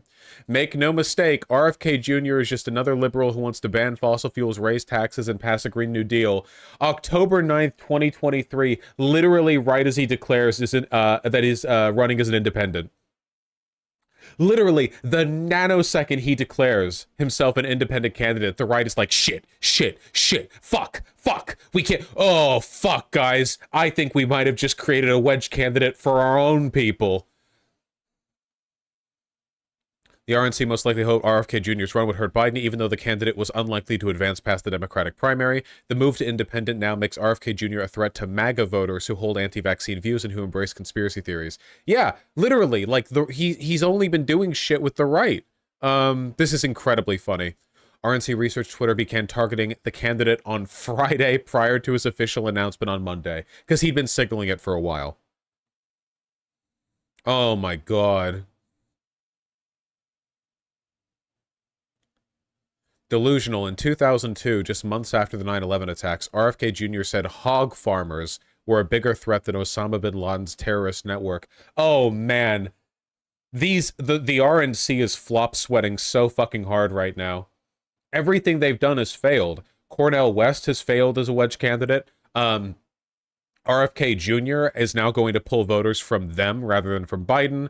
DeSantis has flubbed completely. Donald Trump is spending $8 billion a second trying to fight off the 5 trillion criminal cases that have been thrown against. Dude, man, oh god. The RNC, like, political strategy teams, like, these people are gonna die early from stress, man. Their hair is whitening. Declare independence from Wall Street, from big tech, from big pharma, from big ag, from the military contractors, and their lobbyists. What is the subset of Dem voters who would actually vote for JFK Jr.? None. The only Dem voters who would vote for him would be because of name recognition. There is absolutely no overlap in terms of rhetoric or sort of messaging.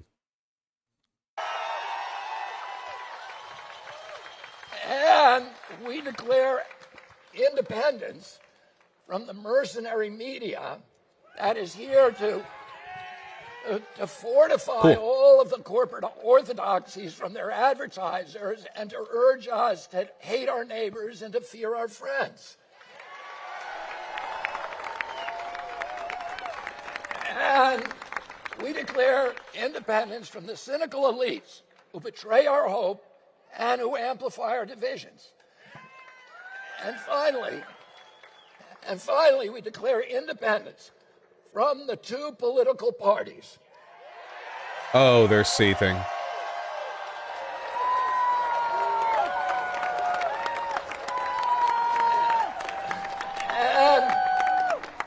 And the corrupt interests that dominate them and the entire rigged system of rancor, of rage, of corruption, of lies that has turned government officials into indentured servants for their corporate bosses. Just incomprehensibly cooked. It's so funny. It's so funny.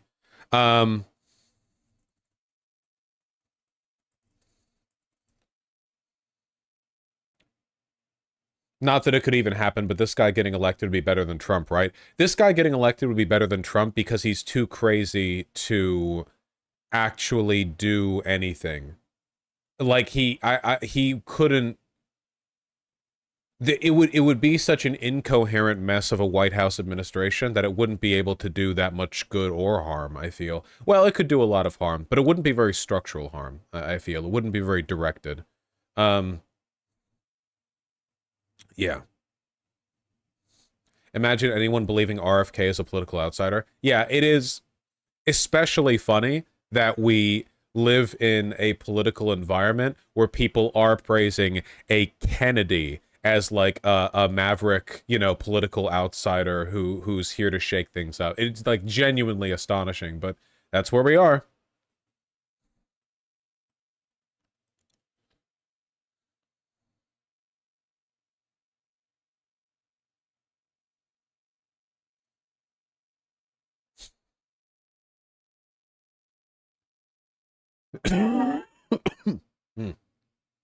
Excuse me. That laughing brought my cough back up.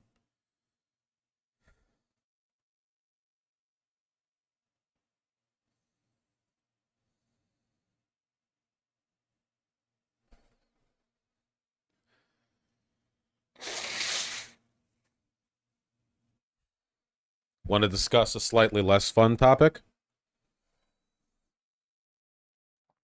This information now is about a day old, but Israel has announced a total blockade on Gaza.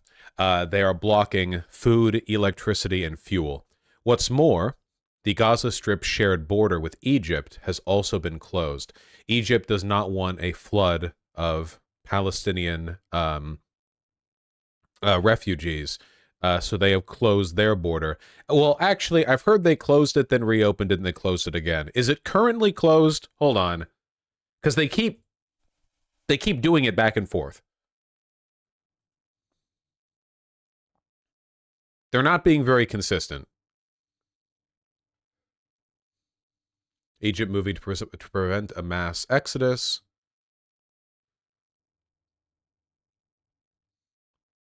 Egypt's military has taken up new positions along the border, running patrols.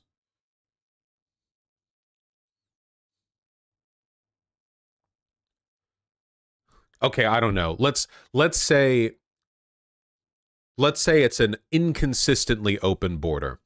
Yes, the number of Palestinians who have been killed in airstrikes has already exceeded the number of Israelis who were killed by Hamas, and they haven't even begun the ground invasion yet.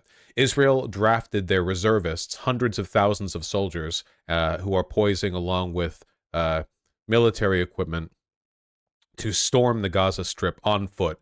There's no reason they would bring, you know, the reservists together unless they were planning to do a full-on ground invasion. Also, blockading food, electricity, and fuel is bad because they already don't have a lot of these things. Blockading electricity and fuel means that they're not going to be able to provide medical care for injured Palestinians. Hospitals run on electricity. Even their backup generators require fuel. We can't assume that isn't that a war crime? Yes, these are all objectively war crimes. This is retaliatory punishment towards a larger group. It's objectively war crimes. There's no argument about it. It's like a violation of international law being done flagrantly in plain view while everyone watches, and Western governments are doing nothing about it. They're not even commenting on it. Anyway, you know, as the siege continues, we're probably going to see an enormous number of dead. Yes, Netanyahu was bragging about the airstrikes that have already been committed by posting aerial footage of Gaza buildings being leveled. An especially ghoulish thing to post as, you know, the head of state. Actually, they're doing worse. They're helping. Yes, we're enabling it. We saw the speech with Biden. We have a big old aircraft carrier off the coast.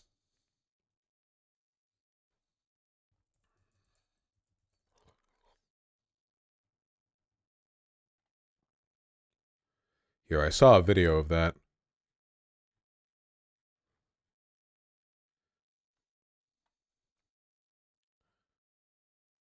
Yeah.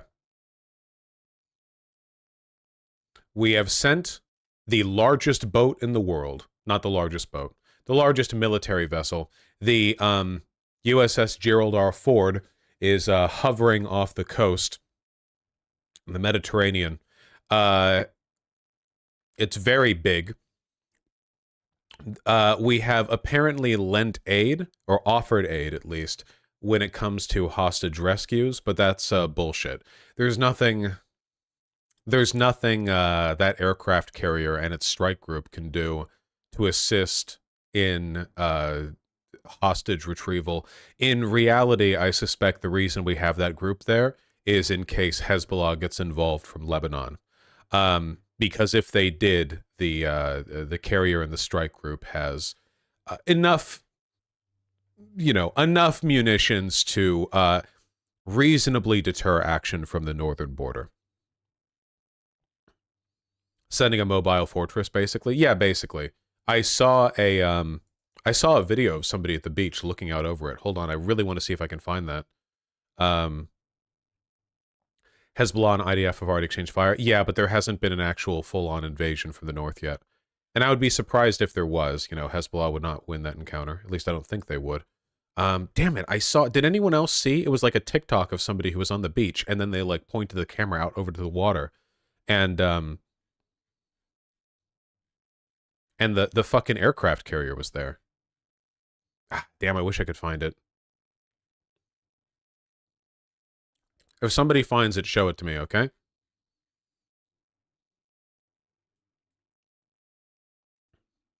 They could definitely help with hostage revival since there are SEAL teams, Marines, and plenty of helicopters in that fleet.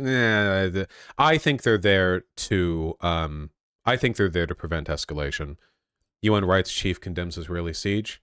Yes. Well, the United Nations has been pretty consistent in condemning the behavior of Israel because the world at large doesn't really like Israel. It's just America and the people who want to get along with America. Let me see. Hold on. Yeah, we already have footage coming out of Gaza showing just how bad things are there.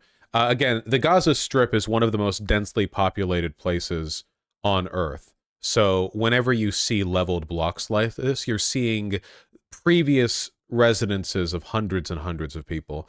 And again, keep in mind, the ground invasion hasn't even happened yet.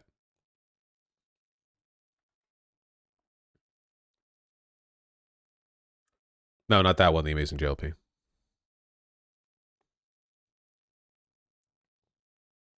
Yeah, about 1/2 the population of the Gaza Strip is children.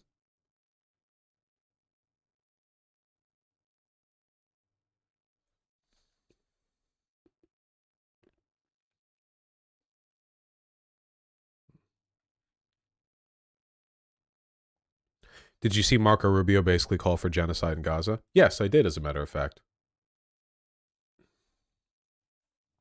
Marco Rubio said, I don't think Israel can be expected to coexist or find some diplomatic offer with these savages. These are people, as you've been reporting, that deliberately targeted teenage girls, women, and children, and the elderly, not just for rape and murder, and then dumping their bodies off in the streets of Gaza where the crowds can then defile their lifeless bodies. They're just horrifying things. We don't know the full extent of it yet. There's more to come in the days and weeks ahead. You can't coexist with that. They have to be eradicated. Yeah, pretty much like the standard...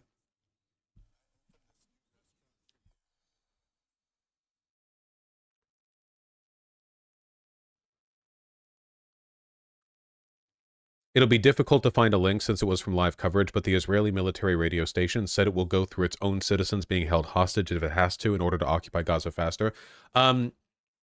Yeah, I don't think that they're going to rescue many hostages. Maybe even any hostages. I think it's very unlikely. Hamas has already threatened to execute a hostage every time civilians in Gaza are hit by Israeli airstrikes. Obviously, this is happening constantly, so by this logic, they will be executing the hostages very quickly. But also, the hostages are no doubt being kept in the elaborate series of underground tunnels that have been built by Hamas. There is just no way to get them. There is no way to get them before they are killed. This is not the hostages are being kept in one building by terrorists who want to live. This is the hostages are spread out in an underground network under a territory of 2 million people, where the people holding the hostages don't care if they die. Yeah, the Israeli government, I don't think they're going to save these hostages. I don't think they're even going to try to. I don't think it's logistically possible.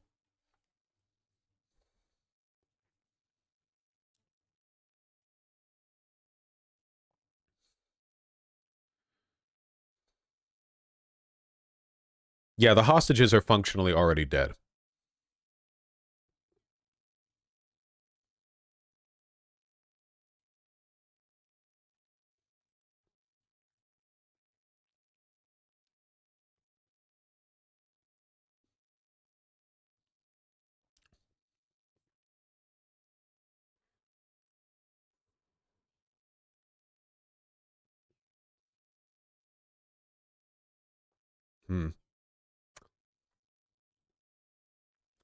Have you talked about how Netanyahu actually funded Hamas? Yes, we've talked about that.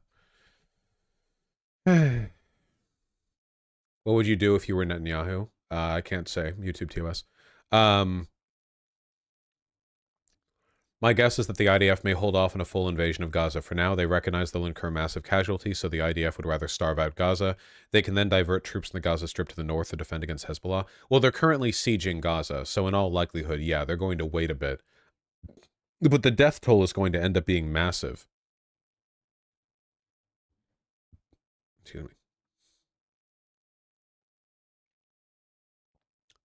Not that one, Rippage. Do you think other countries will get involved? No. The only non-involved country that'll get involved maybe is like Hezbollah, Lebanon, but I doubt it. I mean, they're already fighting the IDF, but I mean, not like an invasion or whatever. My question is, to what extent will military officers refuse service? They won't. There is nothing an IDF soldier wants more than the blood of Palestinians on their hand. I'm sorry. Look, we're all victims of socioeconomic forces here, but like all the polling that I've seen suggests that the people in Israel have huffed a lot of Hitler particles. This is not like a, you know, only the leadership. Look, I will say that there are probably more Israeli citizens who want to eradicate the Palestinians than there are Palestinians in Gaza who support Hamas.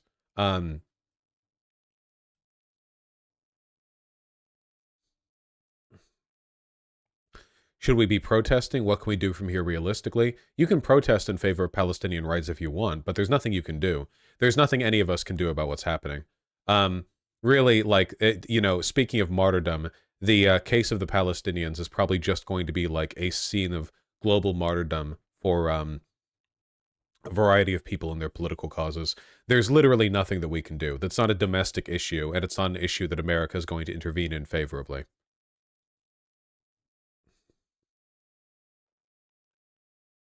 I can't see the future, Albion Serican.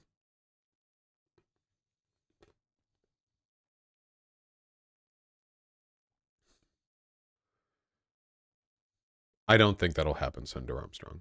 Can Hamas actually win? No. Do you think Ethan's saying a lot of people in Israel hate Netanyahu's cap? No, a lot of people in Israel do hate Netanyahu. Just not enough.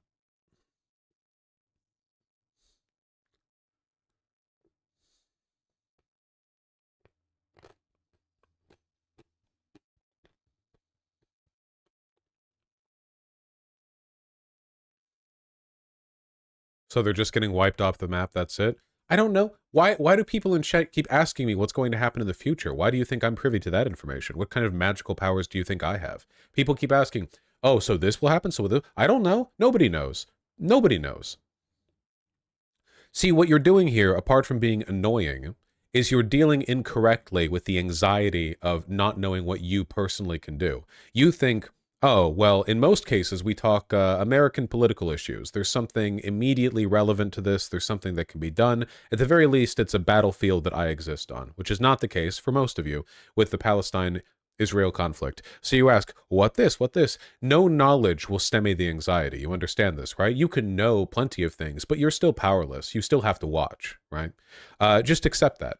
You can say as much as you want, and you can advocate for as much as you want, but, you know, just for the sake of your own mental well-being, you have to understand that, like, for the vast majority of people here, some of you are Israeli, some of you are Palestinian, for the vast majority of people here, the only role that you can take in this is an advocate outside the situation while you watch thousands of innocents die. There is nothing else you can do. So be a good advocate, but, you know, don't think that, you know, like, this isn't some, you know, if you just figure out the particulars of this and that, then you'll assuage those feelings. It's not true.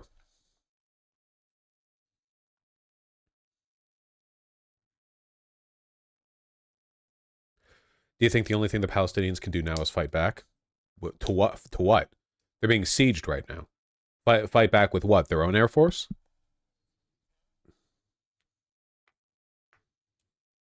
See, you assign false agency here. It's just powerlessness. There's no they should do this, or this should happen this, or this will happen there, or this or that. None of that.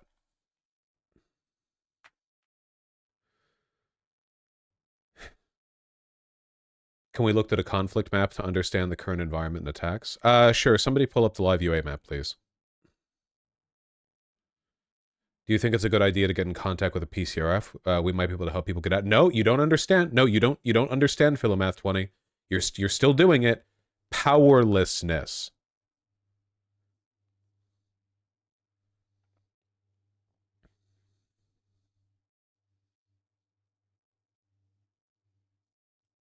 Thank you. Do you think there's a chance the reports of babies being decapitated are fabricated like the stories of Iraqi atrocities way back? Maybe. I don't really trust the IDF. But at the same time, Hamas would do that, so, like, it doesn't really matter, I guess. There's no point in arguing it, right? Like, you could argue, like, what are you arguing? Like, show me the photos of the beheaded babies. No, why, you know? Besides, it's certainly within the purview of things Hamas would do.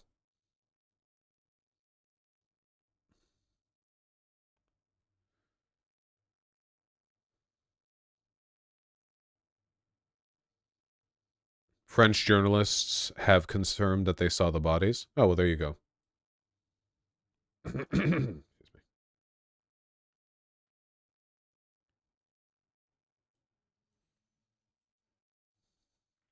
The IDF has bombed the Gaza border crossing to Egypt, and they've said they've bombed any aid trucks headed for that border. Yeah, it makes sense. A single French journalist? I just don't think it really matters, right? Because, like, the moral question of the Palestine-Israeli conflict doesn't change no matter what atrocities Hamas commits. I'm certainly not going to waste any breath arguing on the good graces of Hamas, you know, potentially. Even if they are, the Israeli government does, you know, lie about them, which of course they do. It's still Hamas. A German journalist has also said Hamas has nukes. Well, that I doubt. That I think might be cap. Where's the Ford?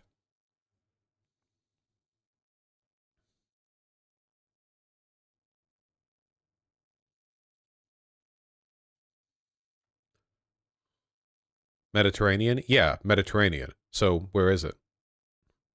By Cyprus? Somewhere over here? It would make sense if it was in a more northern position, because that would confirm my belief that they would be there to stop Lebanon.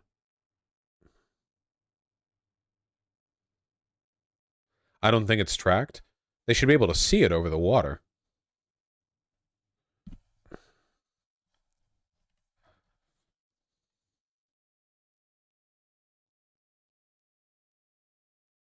Did you see that Wall Street Journal article about Iran being involved? Is it turning out to be completely false?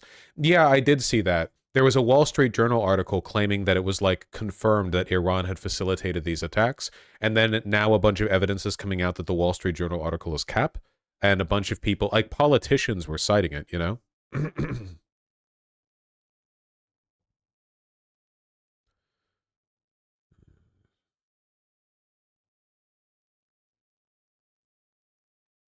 Flight radar tracking of the escort aircraft circling the carrier. Thank you. There we go. CVN 78 is now less than 5 kilometers. Yeah. Right here, directly west of Beirut.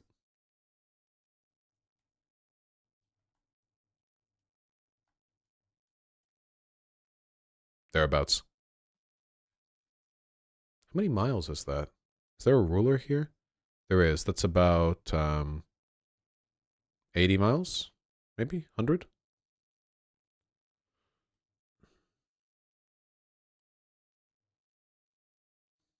Hmm.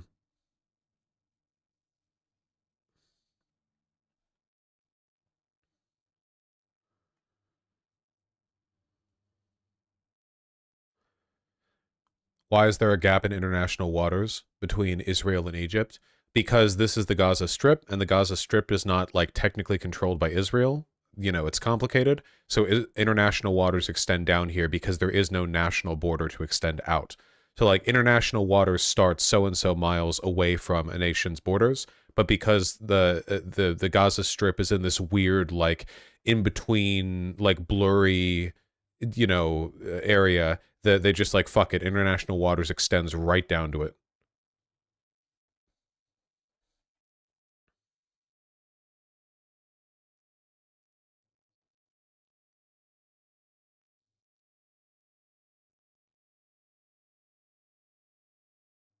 Vosh, I think saying individuals are entirely powerless is a silly statement. No, look, I'm not saying that you can't go to protest, that there's no value in making these arguments, whatever. It does bother me a little bit in chat when people have this, like, go-getter attitude, like, what can we do to help? Sometimes the most mature and responsible thing that a person can do is understand and accept the powerlessness of the situation. That doesn't mean you shouldn't, like, learn or make the arguments or follow the news. Like, I believe that, but I'm still covering it. I've been listening to a bunch of, like, news reports off stream, you know, like, I try to keep up in all of this.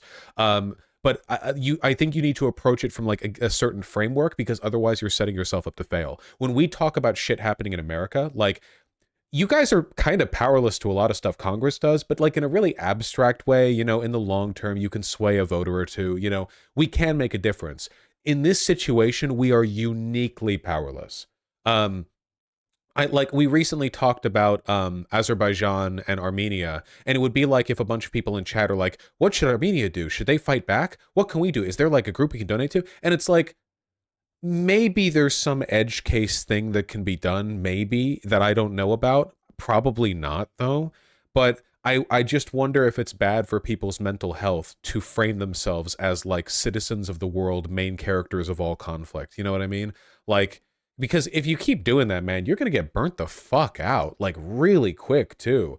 You know? Like, lots of shit happens. It's a whole planet of suffering. People are miserable everywhere. But there are also people who aren't miserable everywhere, you know? I feel like people have to scale their behavior in a certain way. I don't know. It's because it's important to temper your approach to stuff like this, because if you can't do that, it leads to, like, negative consequences down the road. But it's not meant to be like Doomer or whatever, because again, I do care about the conflict, you know?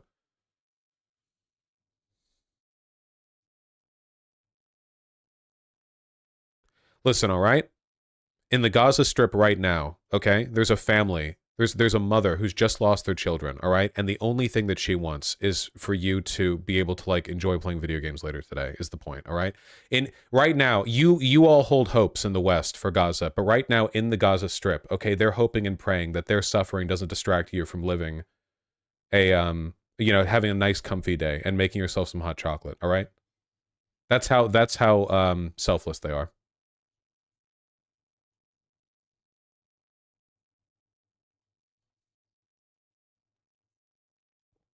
That is horseshit, Vosh. No. Does she condemn Hamas, though? That's the real question. Yeah. Jesus, you can really tell how fucking densely packed the Gaza Strip is when you zoom in. Because look at that shit. Oh my god. Like, you can even tell just from the way the zoning construction is. Like, it's just like this incredibly dense brick of walkable city. I mean, it must be. I doubt the average Palestinian has a car. Here, this is why Republicans oppose a 15-minute city, because you build one and then it gets bombed into rubble by the IDF.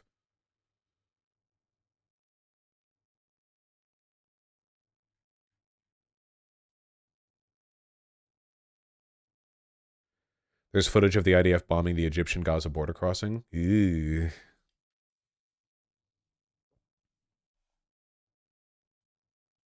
خليك هنا خليك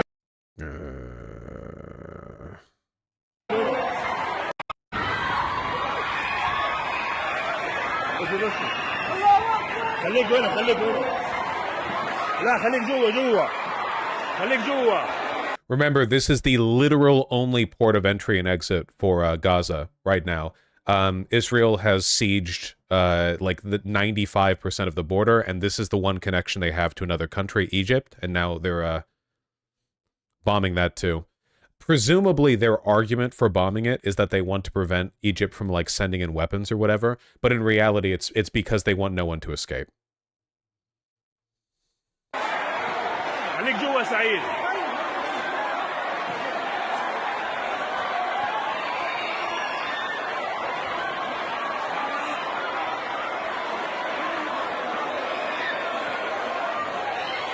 I believe there are two exits to Egypt. One of them is for people, and the other one is for like freight, isn't it? Like one of them is like a people checkpoint, and the other is like purely a shipping thing. But I think that other one is closed as well.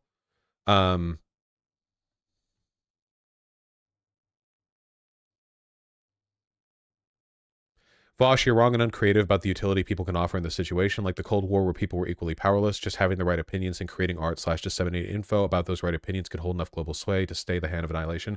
First of all, get over yourself, Mr. Main Character, okay? I'm arguing that you should have the right opinions and keep up with this stuff, okay? Obviously, what do you think I'm doing by covering it?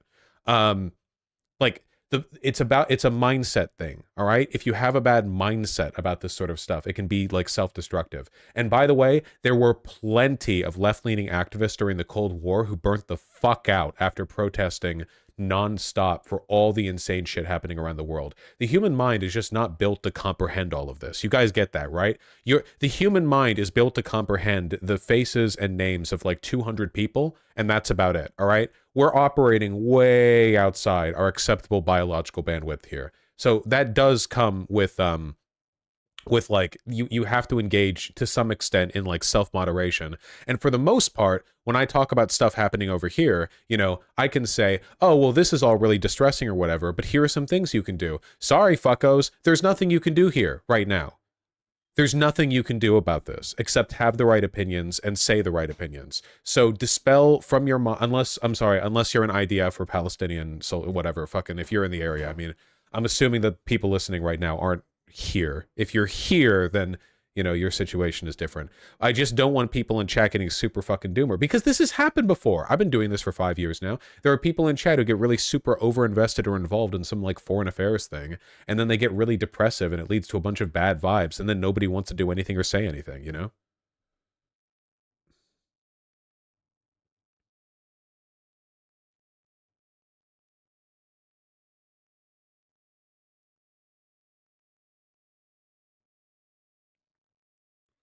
What do you think we can do to no longer or longer term pressure our governments to stop allying with Israel? Honestly, I don't know. That's really fucking complicated.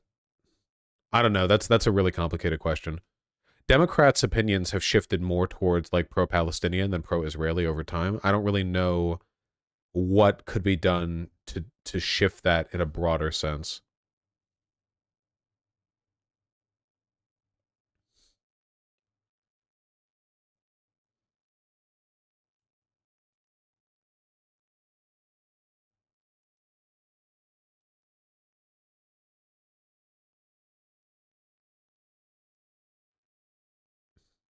Yeah, I like going to the problem for me, I guess, is when people ask stuff like, what should they do or what should we do, when that's not really the focus here, right? We're scholars of doom here, okay? Our job is to listen and to have good opinions.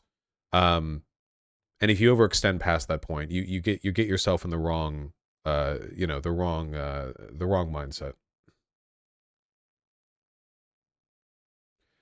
Not to harp on another amazing content creator too much, but I feel like Bo probably is the most measured take. The best we can hope for is that Israel just glassing Gaza like this will finally turn public opinion against it. Yeah, maybe. I mean, yeah, maybe like that's what I said, like martyrdom, right? Like maybe the Palestinian people will just suffer enough that people will hate Israel more and more. But like that's not a very hopeful take, right? We're not jihadists. Martyrdom is not like a purely positive thing to us. Public support for Palestine in Britain is decimated. Whew. Yeah, that's the case for now. If you do polling literally right after a highly publicized terrorist attack, we'll see how that goes in the long run.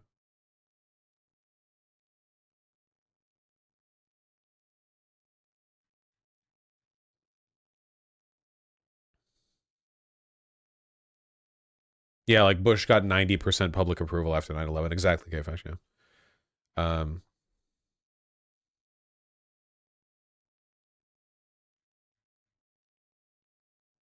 Scroll for the party breakdown.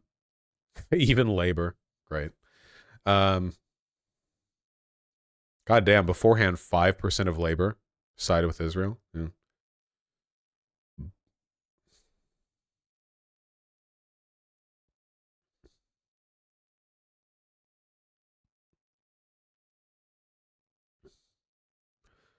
Oh yeah, I saw this. Ben Shapiro and Andrew Tate were arguing on the TL. Incredibly funny.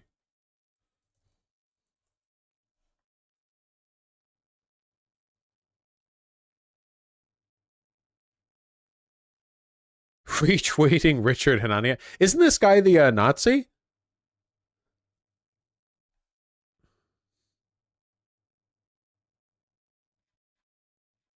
Or am I thinking of a different person? He's a fascist but not a Nazi? Ah. Come on, where's the... Ben Shapiro's living his best life right now. So he's retweeting a fuck ton of shit. I probably shouldn't score. He's probably gonna like retweet like fucking killed civilians or whatever. Dude, he's I've scrolled down so much. It's still 1 hour ago. Holy shit. He was arguing with Andrew Tate.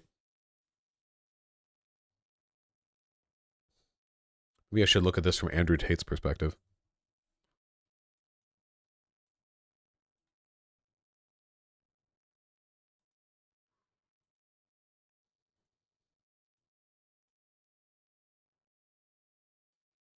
Yeah, there we go. Mr. Tough Guy, let me assure you as someone who has done his own fighting as opposed to excitedly encouraging others to do it for him while sitting at home in a comfy chair, peace is always worth a conversation. Andrew Tate has aligned really heavily and has taken a lot of money from like the Saudis and the Qataris and you know, like the like Islamic fundamentalist agitprop the West bullshit. So naturally he's going to argue with Ben Shapiro. Just very funny. Tate is also a Muslim. Well, no, but he pretends to be. Vosh literally just had a discussion the other day with someone about how live streamers don't affect any meaningful change. And now here he is not only not doing anything to affect change, but also discouraging his followers from trying to affect change. See, people like you are why I like saying stuff like this. First of all, BPD, Bussy Boy, you actual 16-year-old, okay? When you grow older, you will come to agree with me on this. But for two, the idea that telling people to not hyper-doomer and obsess over the idea that they personally can sway the Israel-Palestine conflict is somehow discouraging people from affecting change. You realize that you have to affect change along lines that you can actually do something, right? Do you not understand that there is some kind of like negative mental consequence to obsessing over the idea that you, the moral center of the universe, are capable of like personally swaying shit like that? Sometimes there's just not much action that can be done other than having the right opinions and spreading the right opinions, you know? That's just correct. That's just true, you know? You realize there are people suffering everywhere, right? Like fucking Myanmar is a repressive military dictatorship. What are you going to do about that, huh? Go obsess over that. Like you were doing so little and beating yourself up so much.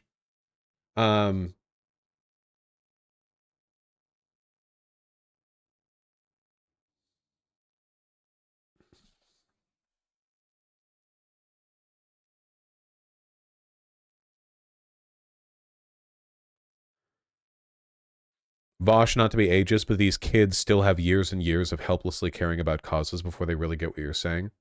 I just don't think that people who disagree with me know what I'm saying, I guess.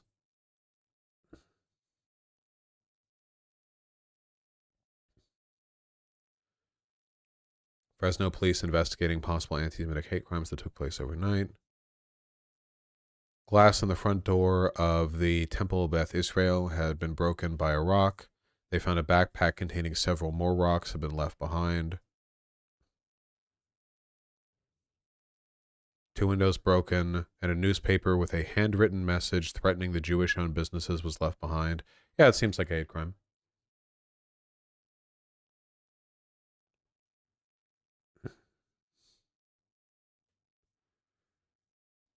Remember the deranged white saviorism after the Taliban took Kabul? I remember. I was there for that.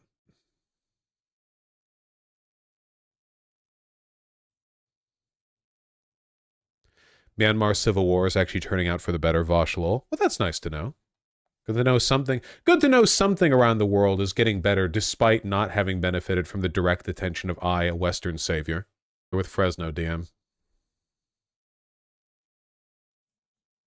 People chanting "Gas the Jews" at a rally in Australia.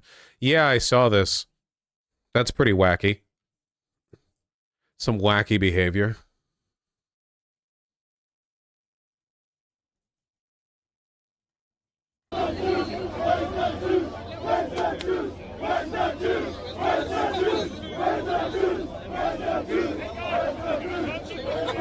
Vosh was so good against leftist brain rot in Ukraine and China. Unfortunately, Israel was a bridge too far. He's twisting himself into a pretzel to excuse the slaughter of Israeli civilians. Nice. Yeah, I guess you can return to this chat when you have an actual, like, principled stance for, like, egalitarianism and human intervention and not just, like, sucking the dick of Westoid fucking propaganda. And the people, like, twisting themselves into knots to try and frame me as, like, defending the slaughter of Israeli civilians when I've been so consistent in condemning Hamas is so funny. Because you know these people are going to say this to anyone who defends Palestinians, right? Like, a lot of the time, these people have preloaded responses where the only thing they believe is just, like, hardline pro... Like, a good example of this would be the,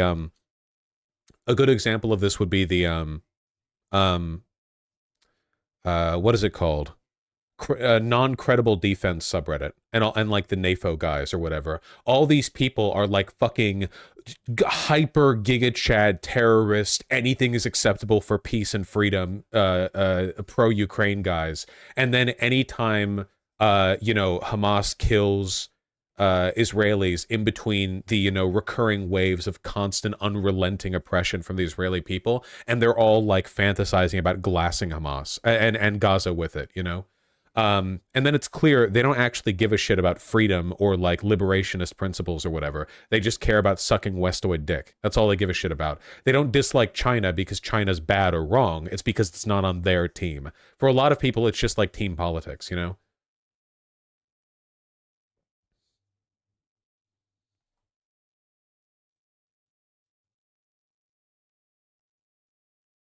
Vosh, shouldn't you find something that can be done? Write to your local politicians to push for some action from U.S. government.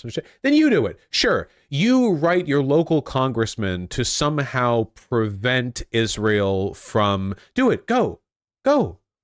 Again, if you need to delude yourself, if you're like a child who needs like the jingling keys waved in front of your face, if you need hopium in this time, what I think, you know what I think you are? I think you're weak. If you sincerely believe that, then you would be writing letters every second of every day to every cause going on right now. If you actually believe that, if you genuinely think there's some kind of like first principle moral obligation for every kind of international conflict to insert your personal moral leverage, then you would be doing it nonstop. You wouldn't even be watching me. Why would you need to? What I think you feel right now is you feel despair at how bad things are around the world, and you want to do something about it. But instead of constructively dealing with those feelings, you're looking for an outlet. You're looking for some kind of emotional catharsis. But it's fake emotional catharsis. It's not real. You're only doing it to assuage your own feeling of guilt. You're not actually correcting for anything, because trust me, okay? if I felt the Israel-Palestine conflict could be solved by you writing letters to your congressman, then I would probably be advocating for that. This is a scenario that is very specifically removed from our level of influence. I mean, you know I'm not opposed to advocating for people to pursue solutions and problems that are very large and can't meaningfully be addressed by single individuals, like, say, which president is going to win. You know, it's not that I don't care at all. It's that I think that if your default response to what is going on is to go, what can I do? That is a mode of analysis that will fail you sometimes. And I'm just trying to point that out. Like, that's all I'm saying. If your go-to engagement with this is what can I do, that's often good, but sometimes that'll just lead to you slamming your dick in a door, okay? And I think this is one of those times. Have the right opinions, do what you want, but why are you looking to me to provide you the emotional catharsis of an outlet? And now this is all blown up because there are just a few people in chat, but you guys really annoy me, you know? I just want you to be emotionally well-adjusted. And you know what? You know what? I'll say it, okay? I'll be an autistic fucking loser about this, and I'll say it, okay? You guys are upset now. This was all happening before you started paying attention, you self-centered little shits. Do you think there aren't people being raped to death all over the world right now? Do you think there aren't, at this moment, literally hundreds of thousands of people that are being subjected to brutal, inhumane conditions? Not just in Gaza, everywhere. And now you like a wellspring to the front, like oil being struck in the desert. Now you see this and you think, how many people have died in Gaza? A few thousand? A few thousand people die every single day in horrible conditions around the world. So the fact that now it's this panicked, I feel so doomer, I feel I need to save them to do something, that's always happening. Always happening. Now, does acknowledging that make you want to give up? Or does it make you want to focus on the things you actually can change? Because you can't fix everything. Right? Like, how many causes do you think you need to write letters to congressmen over? A few, what, 1,000 a day? You can't focus on everything, you know? You have to, as a citizen of the world, you have to have a good mindset about the fact that there is always immense suffering, and you have to respond to it with a degree of maturity and clarity. And I think in many cases, you know, that means saying, I think the best outcome of this is that the suffering of the Palestinian people inspires more people around the world to be critical of Israel's regime. And that sounds horrible, but that's also, like, realistically the line we can go for here. You know? I don't even think it's particularly doomer. I've always felt like doomer is like a mindset. Like, doomer, it's like that pessimist thing. It's not just things are going to be bad. Like, I think that climate change will devastate the planet, but I'm not doomer about it, right? I just think that's a thing that's going to happen. Being doomer is a mode of response. It's a framework.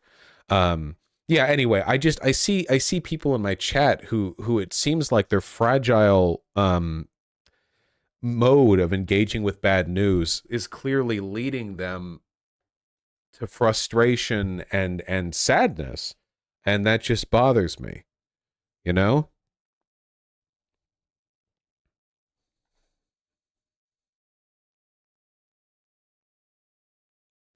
I still think there are certain things individuals can objectively do that are helpful, like donating to foreign aid, so it's not entirely useless to think about.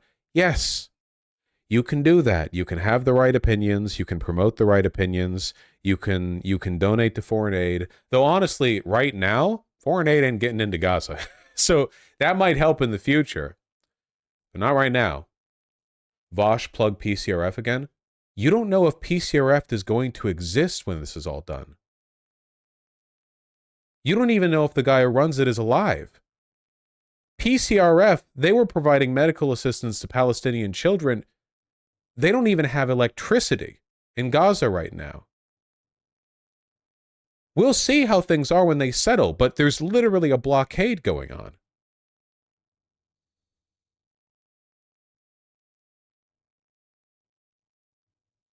I hope he lives. PCRF fella. It's done nothing but good. Send the money via carrier pigeon. That's true. Is that why Israel kills journalists in Gaza so the world doesn't see the suffering as much? Yeah. Yes.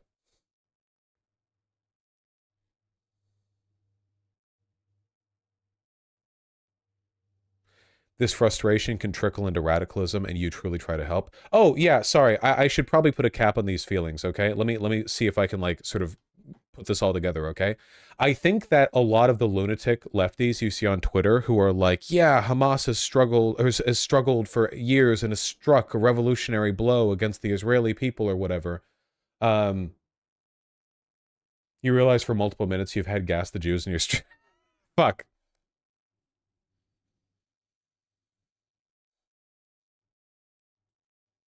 I was looking at chat, not the stream. Yeah, Giga clipped. What was I saying?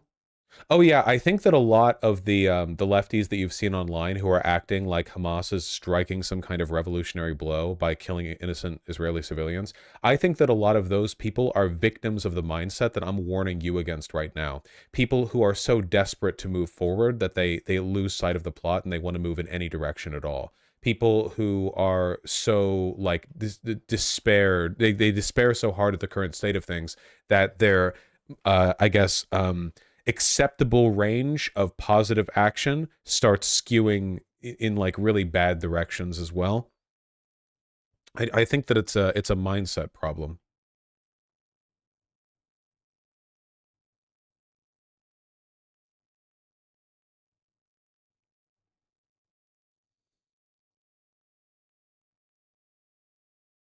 The financial aid block was stopped by 4 countries in the UN, so at least the kids can get food. Yeah, through the water, I guess.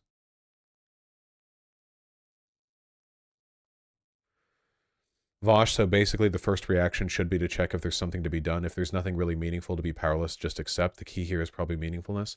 Yeah, but there's always something you can do with everything. Like, you can go write a million letters if you want. Realistically, nobody lives that way. It's just like, I guess what I'm ultimately trying to communicate is the despair that I personally feel when I see somebody in chat say something like, so Palestinians should fight back, right?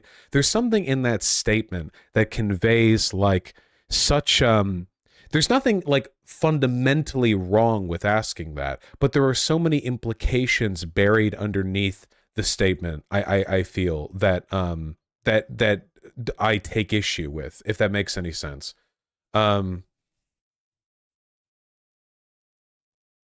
You know?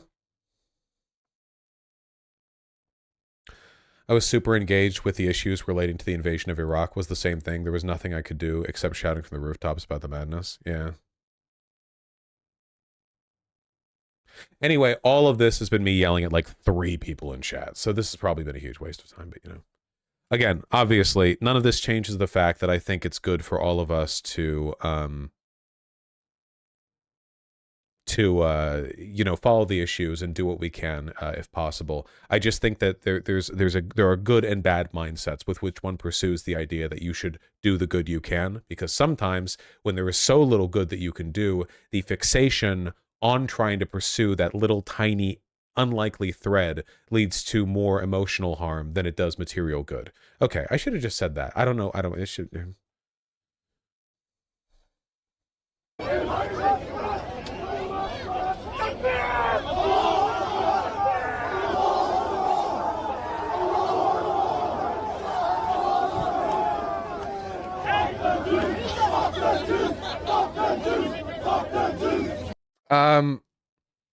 Under Australian law, can't all these dudes get arrested? If so, I think they should be. New tweet from PCRF. Hey, still alive! In the wake of the most recent attacks in Gaza, PCRF's medical volunteers like Dr. Barbara Zain, head of the Pediatric Committee for Gaza, currently trapped in the Gaza Strip as we prepare to provide urgent medical and humanitarian aid. Mostly we're hiring to get medical funds. Donate to PCRF's urgent Gaza relief efforts now. Okay. They're still alive and operating. That's very, very nice to know. I rep them. I'm repping. On the beach I volunteered with the Palestinian Children's Relief Fund and was walking with one of their employees and his daughter on the beach when things started. We went for a walk at about 6, then about 6:30 could see some missiles and the Iron Dome missiles, encountering them. And yeah, since then we were told to stay in the hotel. There's 2 of us here, and we were just waiting to leave, really. As you know, Israel has been striking various targets in Gaza throughout the day in response to the Hamas terror attacks that have been going on against Israel. You were there on a routine. You know, being able to get like a multi-minute direct CNN interview is pretty good, isn't it? I don't know to what degree the PCRF had like, I know they had international credibility before because they were like UN verified, but still. Mission, a very important mission to take care of children. Were you prepared at all for this? Well, whenever you go to Gaza, you always know that there's danger of some violence while you're there. But no, I wasn't prepared for this. Jesus. Let us know if you need to go into some sort of a bomb shelter or whatever, because I can hear those explosions going off right near you. There are no bomb shelters here. Is there any safe area that you can go to?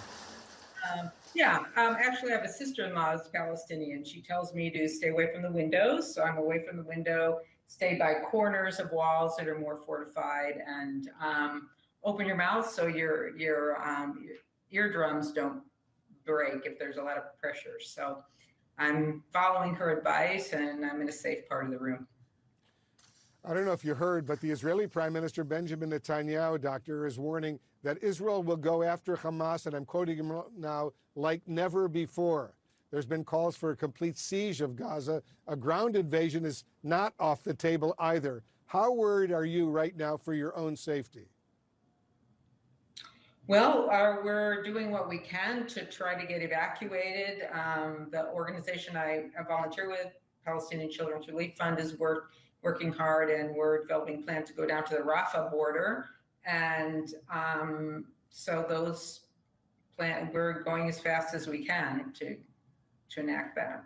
You're trying to leave that southern border of Gaza into Egypt, is that right? Right. So we have to get a visa into Egypt, so we're waiting for the permission from the Egyptian government. Our State Department is helping a little with that. And then the biggest concern is that it's about an hour, 45 minutes to an hour to drive from Gaza City down to Rafah. And so the worry is that the Israelis will, bomb the vehicle that we're in. And so we're working on trying to get some cooperation for that. As far as your discussions with the State Department about evacuating, what are they telling you tonight? What are they saying? Stay put, shelter in place, or try to get into a car and drive to the Rafah border with Egypt? They're not really giving us advice. They're telling us what's open, and then they're going to help us get the visa. But they're not giving us advice on how to get to the border or anything at this point. I don't know that they could. I don't know.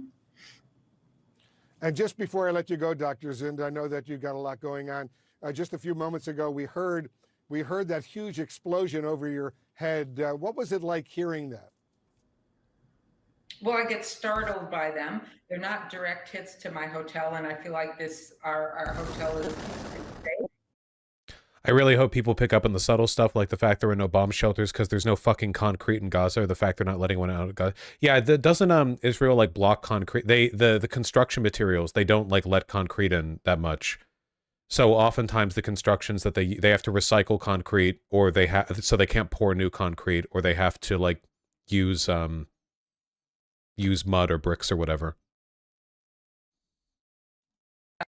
But they're startling, and I'm wary of them, and I just take the precautions that I described before. No bunkers unless just earth. Yeah, well, I mean, the Hamas has their tunnels, but those are used by Hamas. You can't just sort of wander in there.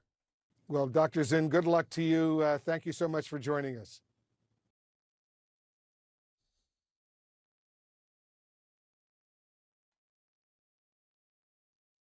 What was I saying? Oh yeah, these guys should probably be arrested. I'm pretty sure this is a violation of Australian hate speech laws, and like literally fuck these guys. Like actually fuck off, dude.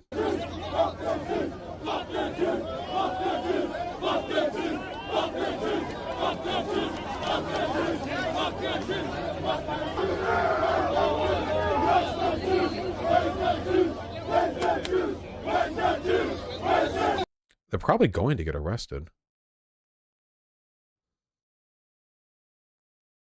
Hassan viewers.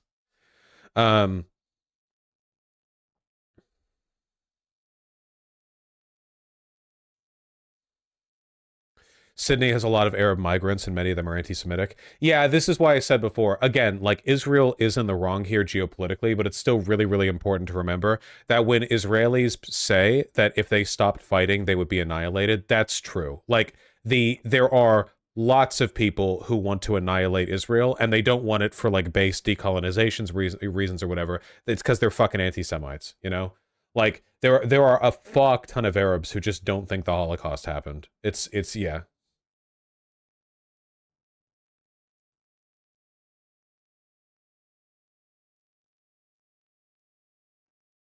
What side is Egypt on?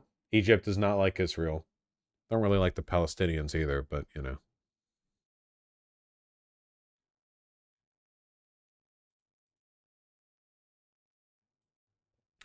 IDF soldiers are responding with artillery and mortar shells towards the origin of the launching in Syria. Oh. Wait, who's firing from Syria? It wouldn't be the Kurds. Who, is it the Syrian government? It's Syria.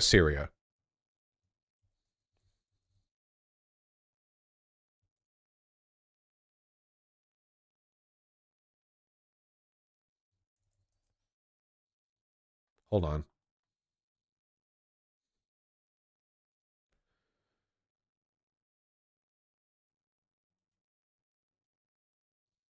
Attack near city of Deir el-Zor caused material damage. Syrian state media says 2 days after alleged strike in Israelis. No, this is from the 3rd of October. Probably ISIL? Wait, then why is it saying Syria?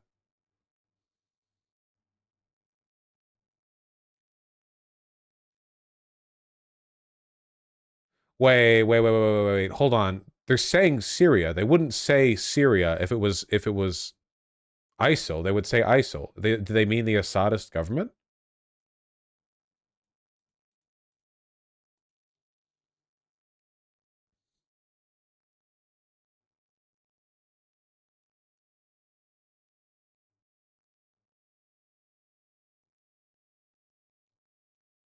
It's Iranian-backed militias. They mean the territory of Syria. Well, that's fucking confusing. You know Syria is a country, right? It's not just... Here we go. From the Seattle Times, my beloved. How's the grammar? Syria. Where does it say? New exchange of fire with militants in Lebanon and Syria. Okay, this is... There were like 50 fucking groups in Syria. You can't just say...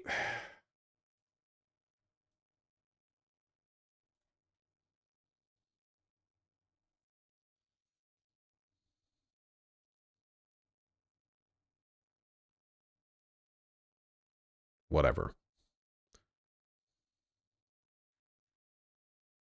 Isn't there a link attached? Oh yeah, these are links now. Thanks, Elon. Thank you, Elon.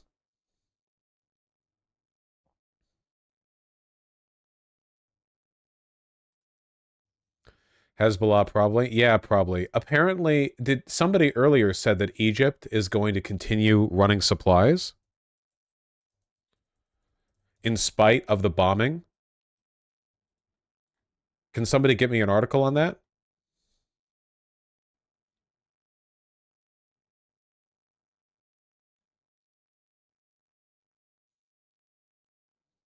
Because I would really like to see an article on that.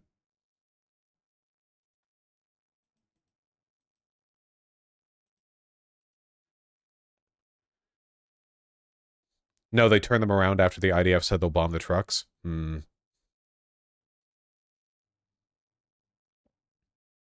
Okay, wait.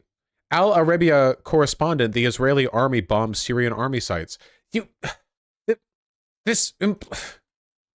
Syrian army sites implies that it's the Syrian army, like the Assadist Syrian army, not an army site in Syria. Like, I know there's 50 trillion dudes in Syria or whatever. Okay.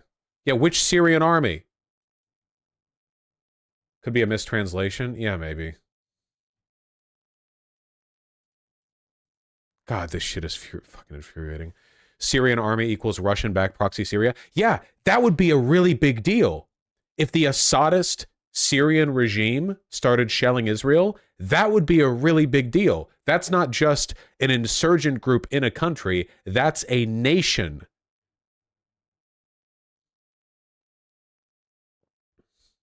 It might be a mistranslation.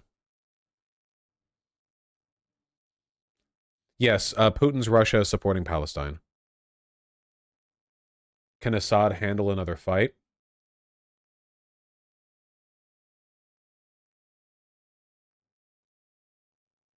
I don't actually know what the state of the Assadist military is at the moment, but it's probably not good. I mean, depending on how much suffering you're willing to put your people through, there's always something you can do.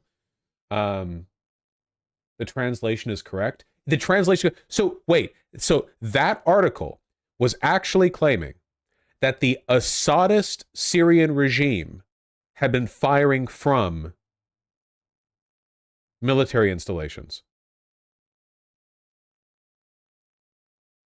Yes, but in insurgents, not Assad. Okay, that's fine. The insurgents are fine. Kind of. The Assadist military is not fine. That's a nation. That's different.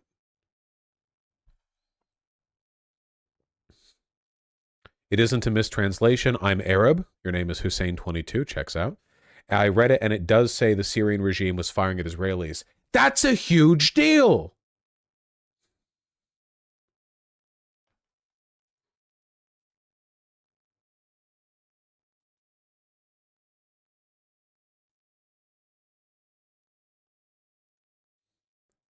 Huh. I wonder if our carrier group is going to see some action.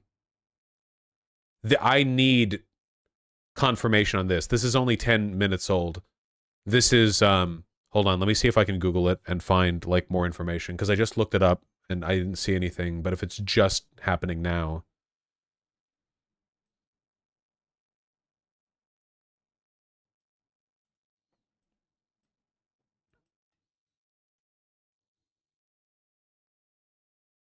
Israeli army bombed Syrian army positions. Okay, and by this they mean the Syrian army, right?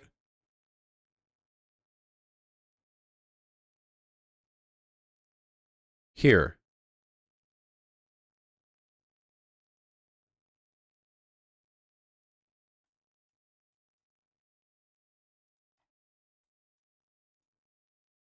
Reports of several mortars fired from Syria at Israel, but the projectiles fell short and did not cross the border. Cool. Mortar fired to the Golan Heights. These are the Golan Heights, right? This is Golan Heights? Blue is Golan Heights? Yes? Okay. Israel army soldiers are responding with artillery mortar shells towards the origin of the launching in Syria. So right over here. Israeli army bombed Syrian army positions. So the alleged attack is this. Mortars fired from Syria, but they fell short. Okay, it's probably not the actual Syrian army, though. If it was actually the Syrian army, then they would not initiate aggressions with a nuclear country on their border by firing a few missed mortar shells. If the Assadist army was going to engage with this, they probably wouldn't just thump some, like, mortars in the wrong direction or whatever. Okay. Yeah, like I said, it's clearly not. Well, maybe they shouldn't use the term Syrian army.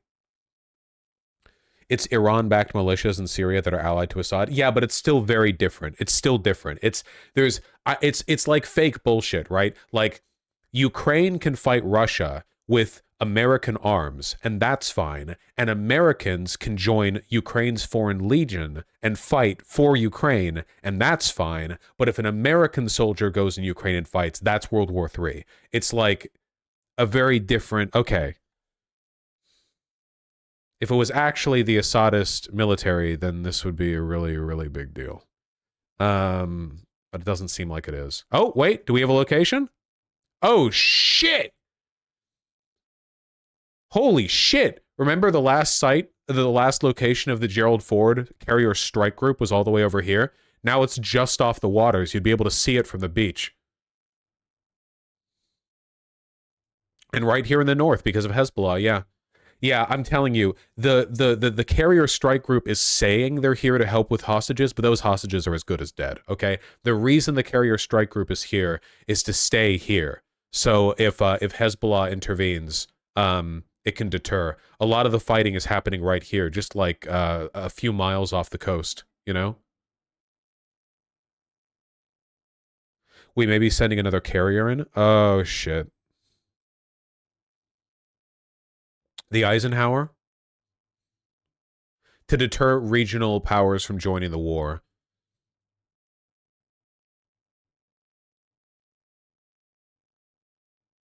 It was already planned to be there? Both of them? Well, the question is whether it relieves the first one or if they're both there. That's good, actually. This is probably good. In fact, no, this is definitely good. Nobody benefits from, like, protracted fighting between Israel and Hezbollah and, like, Syrian militia groups. Like, nobody benefits. The Palestinians don't benefit. Nobody benefits. Having the U.S. here probably helps. I thought the U.S. Navy operates as carrier fleets, not just individual carriers. It does. They're carrier strike forces. The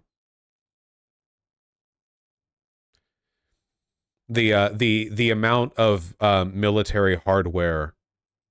Yeah, here, carrier strike group 12. Here's what's currently hovering off the beach in the north of Israel. Let me see. Jeez. Okay, hold on. Where's the list?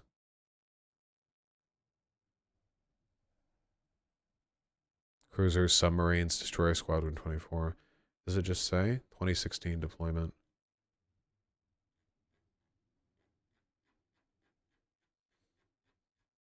Big old goddamn.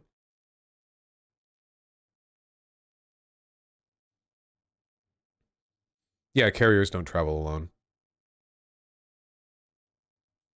Hold on. They keep changing the size of the strike group. I want to see how large this one is. If they have a disproportionately large strike group attached to the Ford, that might indicate like a higher perceived threat level, or it might just be a normal one. I don't really know. Along with the Ford, the U.S. is sending the carrier USS Normandy, the cruiser USS Normandy, sorry, and destroyers USS Thomas Hudner, USS Ramage, USS Carney, and USS Roosevelt. And the U.S. is augmenting Air Force F-35, 15, 16, A-10s fighter aircraft squadrons in the region. Okay, cool. So, 1 cruiser and 4 destroyers.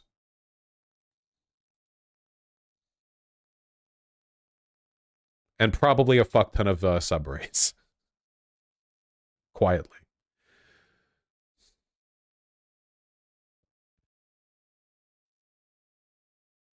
We just casually parked the entire fucking military outside of this? Yep.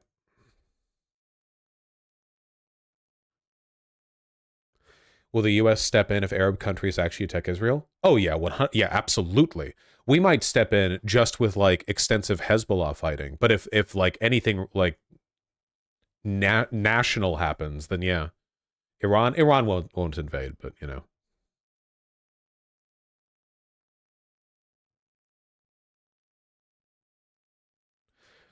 I don't want a bullet or spark of gunpowder ignited from the USA. No. The USA, I don't see any situation in which the USA makes things worse here. First of all, again, right now, the Ford Carrier Strike Group is poised here, where the fighting is between Israel and Hezbollah. Hezbollah is not a national military. They are a very, very large, you know, like militia, terrorist group, whatever. If there's like a serious invasion, Hezbollah has no chance against like assistance from a carrier strike group. Carriers, the planes, like okay, I know that it's not like World War II anymore, and destroyers don't literally just fire cannons inland or whatever, but the fighting here looks like it's happening within a few miles of the beach. I'm pretty sure that a carrier strike group could reduce this entire area to like a no man's land, which they definitely would if it was just Hezbollah there. I think so. In that sense, at least, they're a deterrent. I guess with the Syria shit, if it's just like militia groups, it's not that big of a deal. Egypt isn't going to do anything because that'd be fucking insane. I mean, I don't think they're going to do anything. So, yeah. Look at what alert is coming from Yemen. Oh, sorry.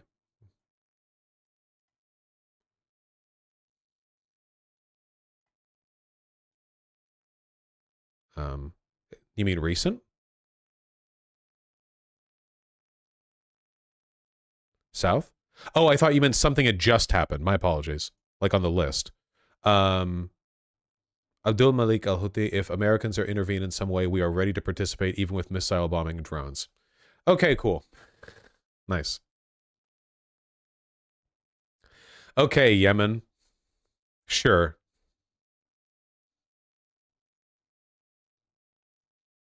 Wait, what? How? There's nothing Yemen can do. It's LARP. It's LARP. They're like, they don't like Israel. We're showing our support for the Palestinians by fighting against American pig dog imperialism, while $1 million billion trillion of military equipment is floating just a few miles off of the Israeli border. No, it isn't. They have Iranian missiles and long-range drones. They can't do anything against a carrier strike group. It'd be insane of them to try. No, dude, they're backed by Iran. Okay, we're America. I really don't think they're going to attack a U.S. carrier strike group. You know what the consequences of that would be?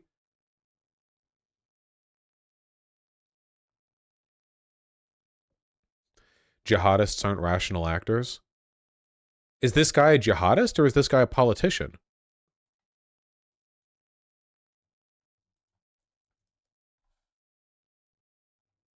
He's a politician. Is he both?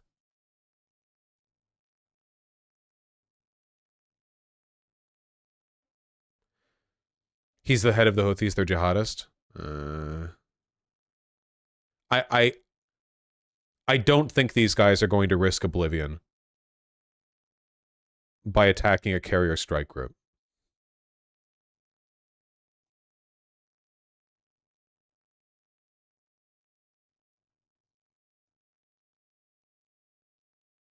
The Houthis literally have death to Israel, death to America in their flag. That's so based. God is the greatest. Death to America, death to Israel. Cursed be the Jews. Victory to Islam. All right, yeah. Hassan fans? Hassan fans? Yeah.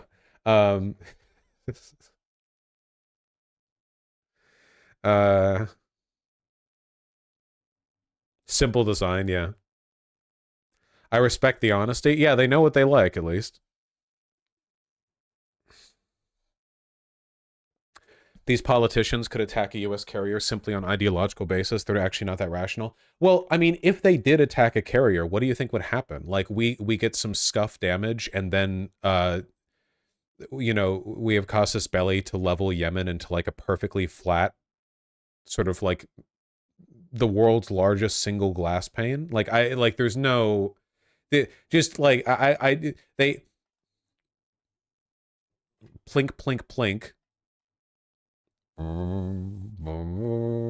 Yeah, I don't see it. I don't see it. I mean, maybe. That'd be pretty fucking wild.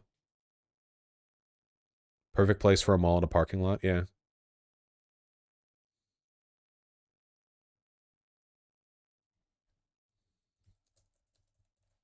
Didn't terrorists sink the USS Cole? Yeah. Wait, did they sink it? USS Cole bombing was a suicide attack by Al-Qaeda against USS Cole, guided missile destroyer, while she is being refueled by Yemen's Aden Harder. Okay, I don't want to get into, like, the military LARPing too much here, because I'm not an expert on anything, but my impression of a carrier strike group is that this is literally, like, the single most advanced and powerful block of military actors in existence for all of humanity.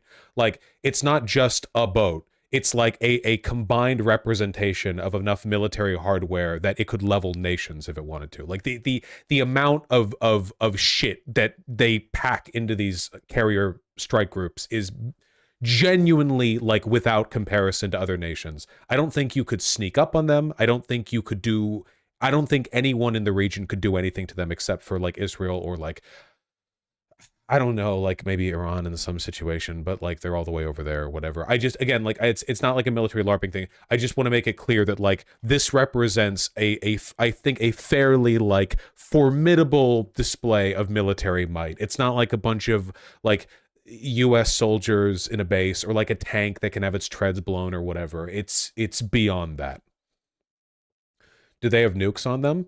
I don't think carrier strike groups carry nukes by default, but it's probably safe to assume they have submarines trailing them, and those submarines might have nukes. Like the carrier strike group doesn't say how many subs are following it, I don't think, but the whole point of a sub is that they're invisible, so there could be like 12 nuclear subs right down here, ready to turn all of the Middle East into a parking lot if they wanted to. Carriers have bombers on them? Yeah, but I don't think they have nuclear bombs. Nobody uses nuclear bombs anymore, right? It's all missiles and such.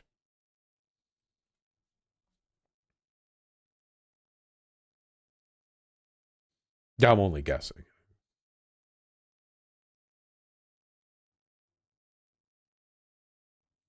Don't listen to dumb chatters. Yemen is blockaded by the Saudis and the Houthis only control the area in red. You know what? As a principled supporter of the underdogs, okay, I want to see the Houthis try, all right? I want them to swim like a paddle boat with a bunch of dynamite strapped to it all the way up the canal through the Suez. All right, this is an underdog bid, okay? I want to put money down on them. Billions must try. Exactly.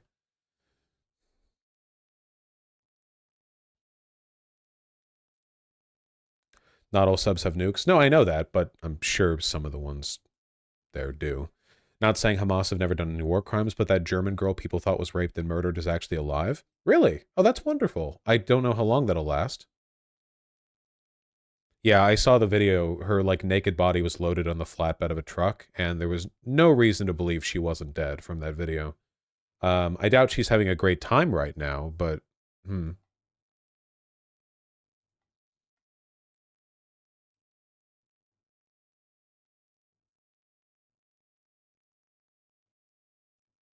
She's in emergency care in Gaza. Oh, she's been rescued. Well, wait. Is she in emergency care? Was she given by Hamas over to just a hospital, or is Hamas caring for her? No, in Gaza? Yeah, I know. Not, like, rescued by other parties within Gaza. So, like, Hamas is caring for her? No, she's still a hostage. Okay, okay. I mean, Hamas has demonstrated before they don't really care if hostages die, so it's possible that some other group had gotten a hold of her, or, like, things are complicated in there. She's still probably going to die. Hopefully not.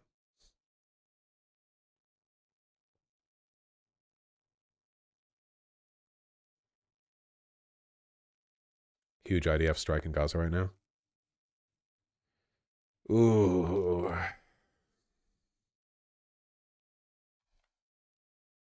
Jesus. I don't even want to post the video. Like, the video's next, but it's probably...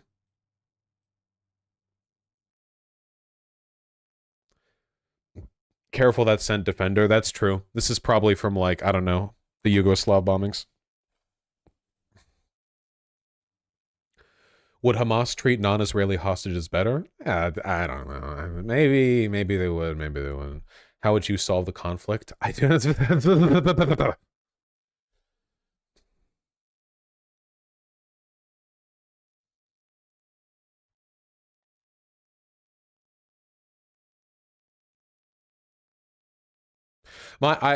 Okay. The Israel-Palestine conflict, people often say it's complicated, but that's half cope, okay? Morally, the Israel-Palestine conflict is so not complicated, okay? Morally speaking, the Israel-Palestine conflict is like the least complicated shit in the fucking world, okay? Logistically, it's unbelievably complicated, right? So if you want moral opinions from me, I've got them. If you want logistically, like, I'm not the one to solve this, okay? I'm sorry.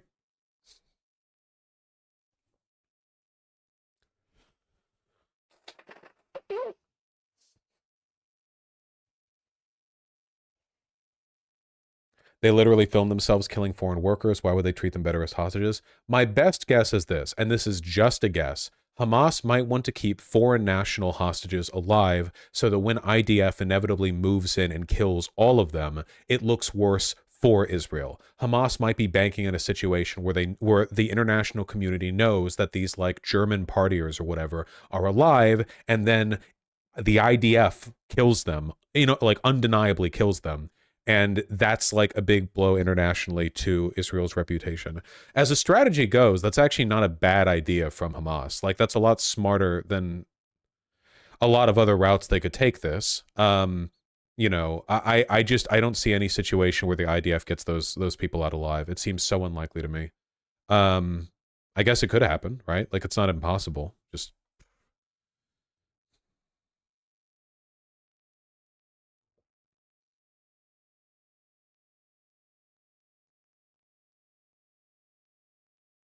I don't know, Saith. I don't know enough about the situation within Israel politically.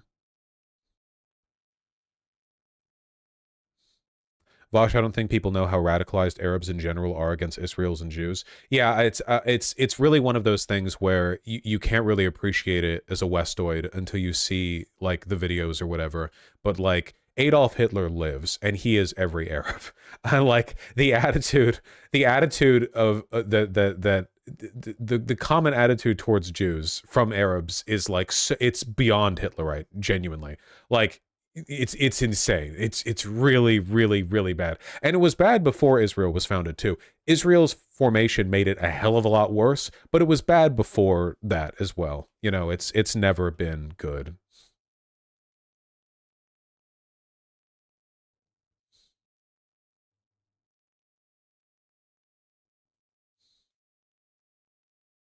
Well, of course, right, but why do people even defend Israel then? Well, Israel defends Israel, the West defends Israel, fucking, it's complicated.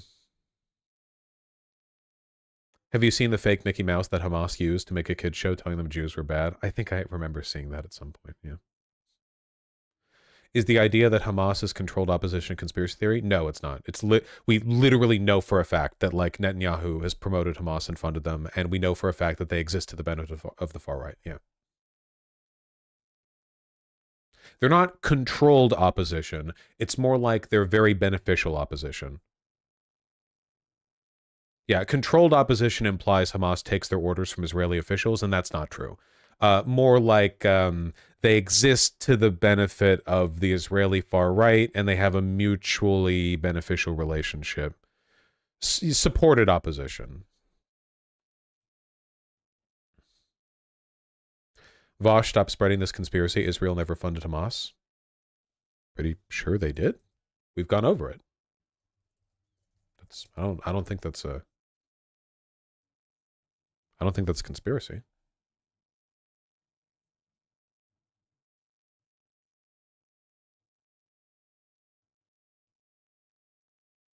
Didn't Big Joel post that tweet quote? That was from Israel's largest newspaper. Again, it's one of those like, well, if we want to do the research, but we've talked about it before. This is from Haaretz. This is the oldest newspaper in Israel. Effectively, Netanyahu's entire worldview collapsed over the course of a single day. He was convinced that he could make deals with corrupt Arab tyrants while ignoring the cornerstone of the Arab-Jewish conflict, the Palestinians. His life work was to turn the ship of state from the course steered by his predecessors to make the two-state solution impossible. En route to this goal, he found a partner in Hamas. Quote, anyone who wants to thwart the establishment of a Palestinian state has to support bolstering Hamas and transferring money to Hamas, he told a meeting of his Likud party's Knesset members in March 2019. This is part of our strategy to isolate the Palestinians in Gaza from the Palestinians in the West Bank. I mean, is that cap? Yeah, from times of Israel, for years Netanyahu propped up Hamas, now it's blown up in our faces. Yeah. Like, it's pretty obvious, if you think about it, the ways in which Hamas has benefited Netanyahu and the Israeli far right. He never actually funded them. It's all talk. Well, first of all, even if it's all talk, and that's even if it's all talk, the fact that he's speaking this way perfectly supports the argument, right?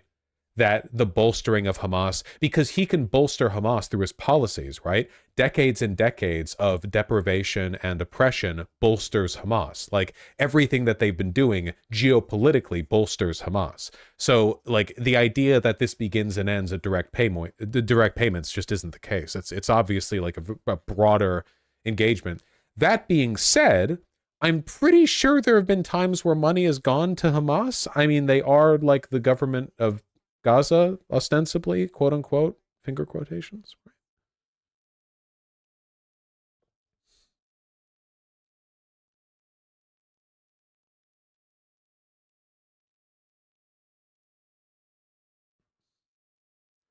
IDF officers have admitted to it, for fuck's sake. He was telling his members to individually transfer money to Hamas, which is much harder to track. It's like how the US never actually funded Al-Qaeda. Yeah. From Wikipedia, in 1973, Yassin founded the social religious charity Al-Mujama Al-Ilamiyah in Gaza as an offshoot to the Muslim Brotherhood. The Israeli authorities encouraged Yassin's charities to expand as they saw it as a useful counterbalance to the secular Palestine Liberation Organization. Yeah, I remember going over this big article a while ago, but basically Israel deliberately crushed and helped like marginalize secular Palestinian rights organizations because they were hoping for the crazy jihadist types to take hold because they would be easier to control, easier to direct, and easier to foster international resentment against. If Palestinian liberation is represented by like secular humanitarians, that's a really tough target to go after, like PR-wise. But if your opposition is a bunch of jihadist lunatics like Hamas, it's way easier to go after them. So like the ways in which Israel has helped to create Hamas are complicated and like multi-tiered. It's not as simple as just Netanyahu gave them $1 billion or whatever, but the connection is really clear and really historically backed.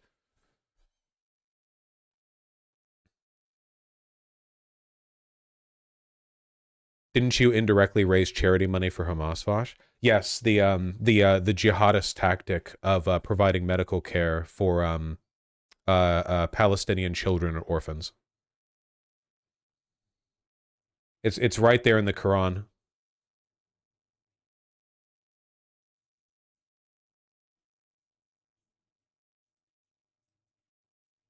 So everything is going according to plan for Netanyahu then? He probably didn't want this much of an embarrassment with regards to like national security stuff, but generally speaking, yeah.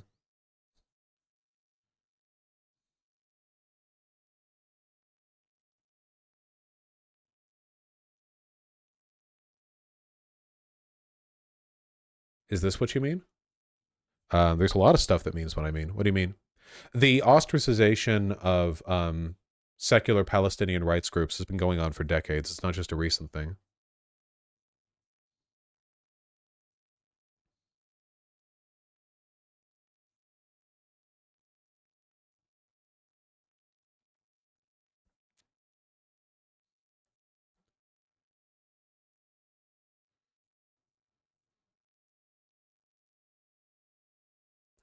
Yeah, here, this is the IDF labeling these groups. Al-Haq Adamir, Defense for Children International Palestine, the Bassan Center for Research and Development, and the Union of Palestinian Women's Committees as, quote, unauthorized organizations, the equivalent of terrorist orgs in military legal parlance. Israel's decision to outlaw the 6 groups has been questioned by the U.S. The U.S.! That's how stupid it was, that even the U.S. questioned it, and European allies, and criticized by the UN and other international organizations who've decried it as an attack on Palestinian civil society. See, Israel and the IDF don't want Palestinians in the Gaza Strip to be able to develop any kind of like civil society. They don't want any kind of like democratic apparatus or like citizen council groups. They don't want any kind of like organizations that are secular or humanitarian, because all of that hinders Israel's ability to crush them. They just want like all of Palestine to be represented by one group, and that one group is Hamas, because Hamas is big and bad and evil and they kill civilians, thereby allowing them to control the narrative and respond as though they're only responding to Hamas, you know? So yeah, none of this is a conspiracy theory. They've been doing this openly for decades.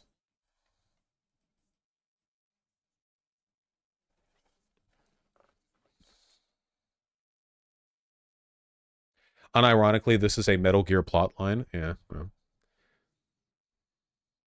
Is Hezbollah to Lebanon what Hamas is to Palestine? It's ballpark. I mean, all jihadist organizations are similar to some extent. That's just a byproduct of the underlying tendencies of jihadist organizations and the you know, the way they present things. I'm sorry, I know this stream has been a little bit meandering, but we're covering news. You know how it is. It's all grim. It's all the. I need to pee really quick, so I'm going to hit the add button, but I'll be back in just a minute.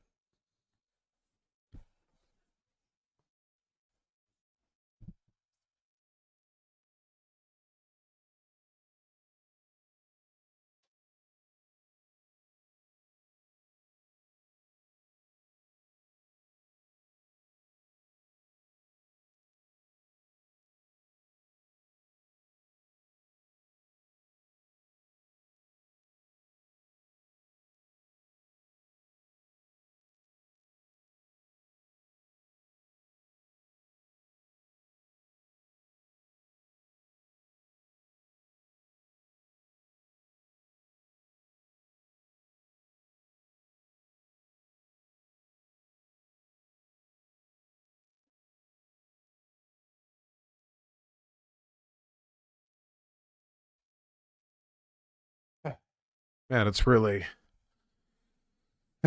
coming down out there. Thankfully, it's just rain, not bombs. Okay. Let me check these links have been given. Israeli moves in Gaza break international law from EU. Yes. Why can Israel get away with so much shit? Us. U.S. Special Operations Forces have been placed on alert in a European country nearby Israel. European country nearby Israel. What? Do they mean Turkey? Are they trying to say Turkey? Greece? It must be Greece. Cyprus? Is Cyprus considered European? Which part of Cyprus? Which half? It is? Okay. Cyprus is part of the EU? Is it? Oh, I forget that. Both halves of it? Presumably only the Greek half, right? Oh, whatever.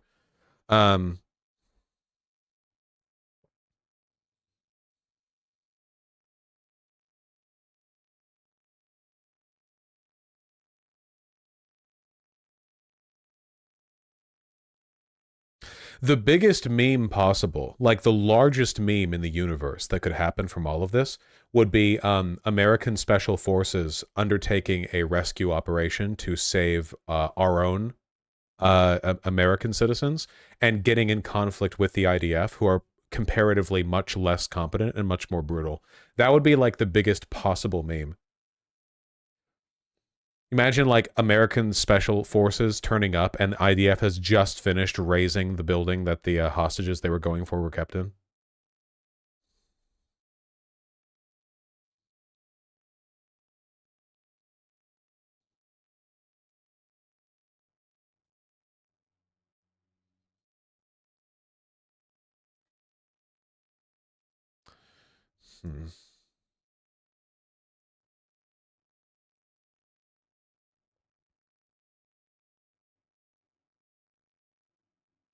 I just want to see the U.S. Marines and the IDF go after each other.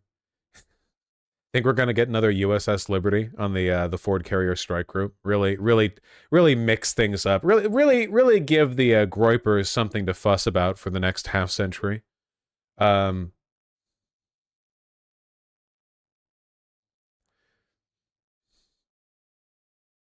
Vosh, did you just call every Arab Hitler like 10 minutes ago? I think that with regards to the treatment and beliefs concerning Jewish people, there is a large number of Hitler particles dispersed in the Arab world. Yeah, this person follows me. I'll follow back. We're oomfies now.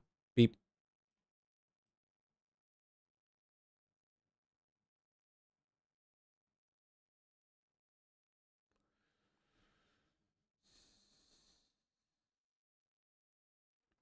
I'd be specific about religious fundies, not all Arabs.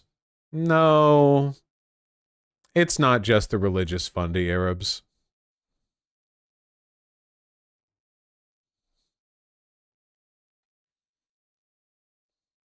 Have you seen this? Apparently Egypt warned Netanyahu of an impending attack. I did see this, though the link you're giving me isn't working. But I did see that, yeah. Egypt warned of something big coming, and Israel ignored them. The same thing that happened with our 9/11. Really funny.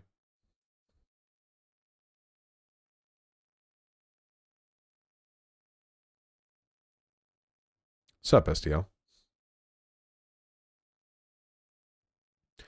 Vosh, you're overstating it. I was deployed to Rojava. Jews live there just fine.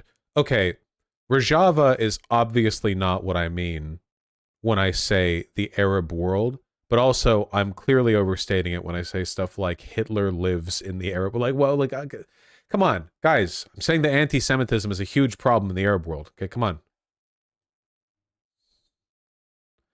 Well, I guess fuck the Arab Jews then, huh? God, you people are insufferable. Seriously? A hyperbolic acknowledgement of anti-Semitism in the Arab world. You guys are like, well, as an Arab Jew, I find that personally offensive. Bro, you're an Arab Jew. You don't have time to be offended by what I'm saying. Your fucking neighbors hate you. Holy shit, what do you...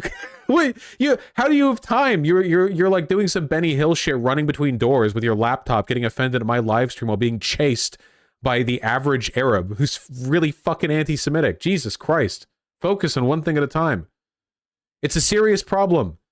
Why can't they say, I say, dude, there's a ton of anti-Romani discrimination in Europe, and everyone's like, oh yeah, of course, even though Europe is made of 50 billion countries with a bunch of complicated shit that separate their views on Romani people. And in America, it's like, oh, I can say this. But then it's like, oh, did you know the Arab world has problems with anti-Semitism? And all of a sudden people in chat are like, bro, I know one Arab who doesn't hate the Jews. It's like, fuck.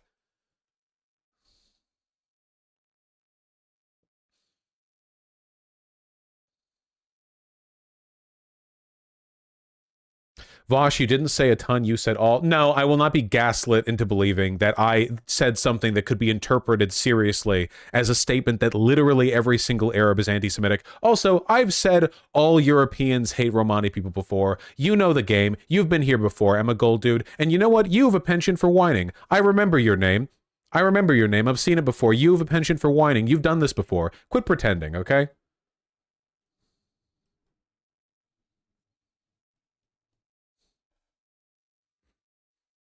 It's because anti-Semitism in the Arab world does not have the same history as the rest of the world. It's quite a new thing. The formation of Israel made it a lot worse, but it didn't, like, start the problem. The problem already existed.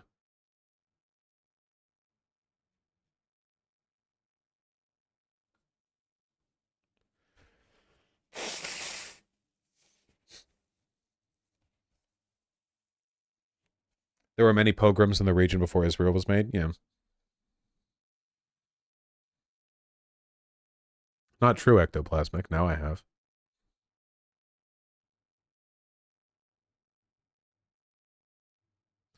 What's China's take on Israel? I have no fucking clue. No idea. Okay, Comrade Robin Hood, I've seen you post the link. Why do Arabs hate Jews anyway? Well, a lot of it is because Israel, and a lot of it is because people are anti-Semitic. Just, it's complicated. It's complicated. Yes, but there's a difference between Arabs and Europeans when it comes to discrimination they face. Saying that all Arabs are anti-Semitic is just a racist trope. I agree with you. Take a week break, Emma. Jesus Christ.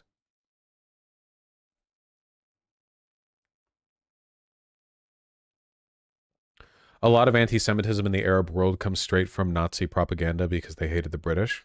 Interesting. Most societies have anti-Semitism problems. A lot of it has to do with, like, exporting Western biases as well. Remember when we were talking to Dino Man? And he was like, yeah, so in China... Oh, what's up, the Radical Dino? The Radical Dino. And the Radical Dino was like, yeah, so there are, like, far-right people in China who post, like, memes about Jews or whatever being evil. It's like... And just the other day, I saw, like, a big post from Modi's government saying that Soros controlled, like, the leaders of India or whatever. What the fuck are you talking about? Like, India? China? What the fuck do you people have to do with Jews? What are you doing? How many Jews do you have? Not enough to warrant national conspiracism, I feel. China? 1.4 billion people, and what are the Jews doing in China? You know, but like we export the same narrative. You know, we've made anti-Semitism global.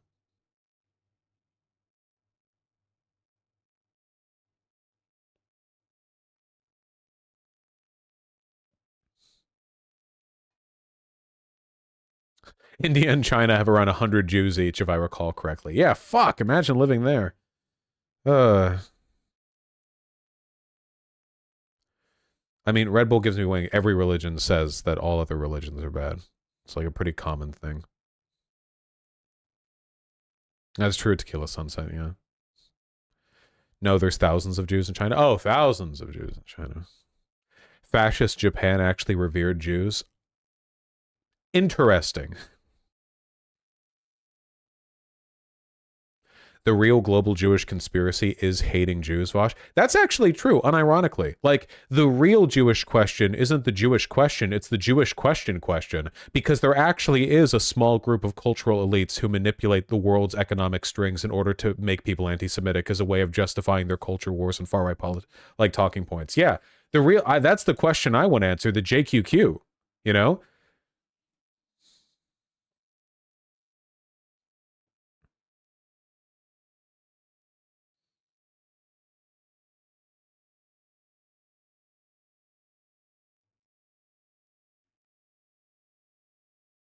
Like Elon Musk actually Nazi posting today? Yeah, the richest man on earth.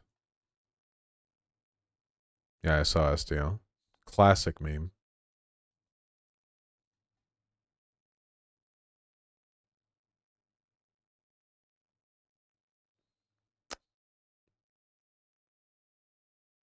Interesting, Sunny O'Cad.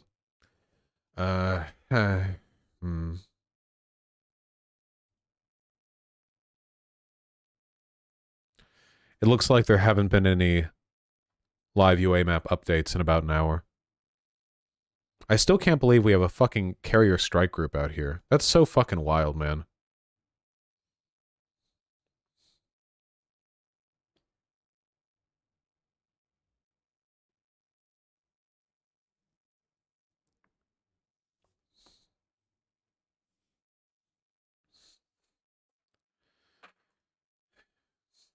I mean, we do have 10 more. Yeah, they're really big, is the thing. Carrier strike group definitely isn't that close. I mean, it might be. I refreshed the tab.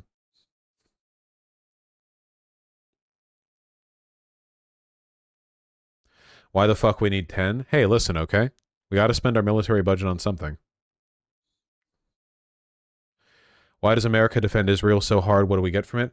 American religious fundamentalists believe that the Jews need to control the Holy Land in order to start the rapture. That's a big part of it. Another big part of it is that they are a military puppet ally in the Middle East that allows us to leverage power over nations nearby, which is important to us because there's a lot of stuff in the area that we actually care about. Largely our relationship with Saudi Arabia for oil and the Suez Canal fucking with Egypt.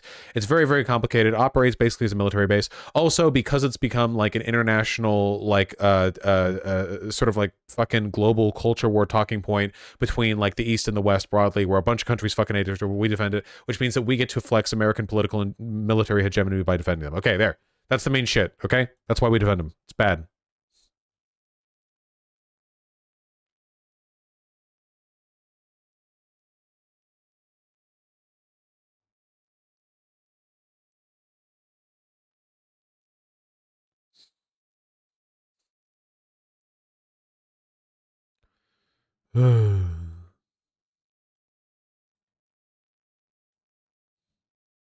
Oh yeah, I saw this. This was so fucked. This guy, head of the Palestinian mission to the UK, lost 6 family members to Israeli strikes in Gaza. And like the first thing he was asked is, do you denounce Hamas? Now, of course, there's more than 800 dead in Gaza, including members of your own extended family. What do you know what happened to them? They were just sitting at their home and they were simply bombarded. Their entire building was brought down. My cousin, Aya, her 2 children, her husband, her mother-in-law, and 2 other relatives died immediately, were killed instantly. And 2 of her youngest children, a twin, 2 years old, are now in intensive care. This is truly heartbreaking. And the issue here, Kirsty, is that they have no bankers, they have no Iron Dome, they have nowhere to... Is this the same guy from Channel 4? Is this the same guy from Channel 4? Is this the same guy? I don't have a good memory. Oh, okay, so in between that previous interview and this one, he lost 6 members of his family then.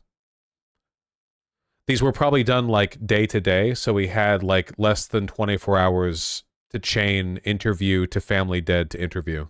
To go, they are simply sitting ducks for the Israeli war machine. I'm sorry for your own personal loss. I mean, can I just be clear, though? You cannot condone the killing of civilians in Israel. I'm so sorry that you've lost your family. To be clear, you think it's bad when Hamas killed the innocent people, right? To be clear, right? You're one of the good Palestinians, right? Not one of the bad Palestinians, right? You're one of the good ones, right? Right? And you ignore the kidnapped No, we don't. families. No, we don't condone. And we are very clear, Kirsty. We reject any targeting or harming of civilians from all sides. And you are talking to a Palestinian representative, official, the ambassador that are representing The Labour Friends of the PLO, the National Movement of Palestine, and we have been committed to this for 30 years, not just today or yesterday, for 30 years, since the signing of the Oslo Accords. We have committed to non-violence. We have committed to negotiations, as you know. Yes, and so this is nothing new. That's why this question, we have done everything in our power to find a different path. But we have a situation now, as you heard there from Mark, that Hamas may be an empty threat, threatening to kill hostages. Do you condemn that kind of... It's the second one too? First question, sorry your family's dead, by the way. Second question, do you condemn Hamas? Third question, do you double condemn Hamas for the other thing? Do you condemn Hamas for the attacks against innocents, but endorse the killing of hostages that they caught in the attacks you just announced? You just got to make sure, are you one of the good Palestinians? Or are you one of the bad Palestinians? Sorry about your family being dead, though. Yeah. Look at his face.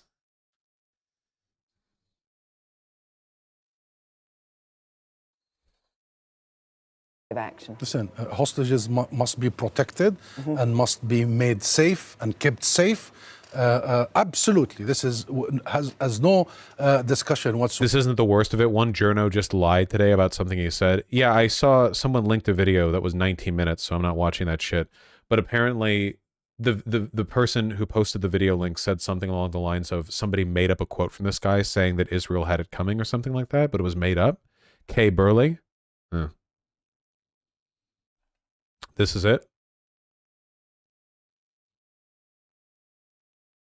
The shadow foreign secretary at the moment sharing a stage with a man who has said Israel had it coming.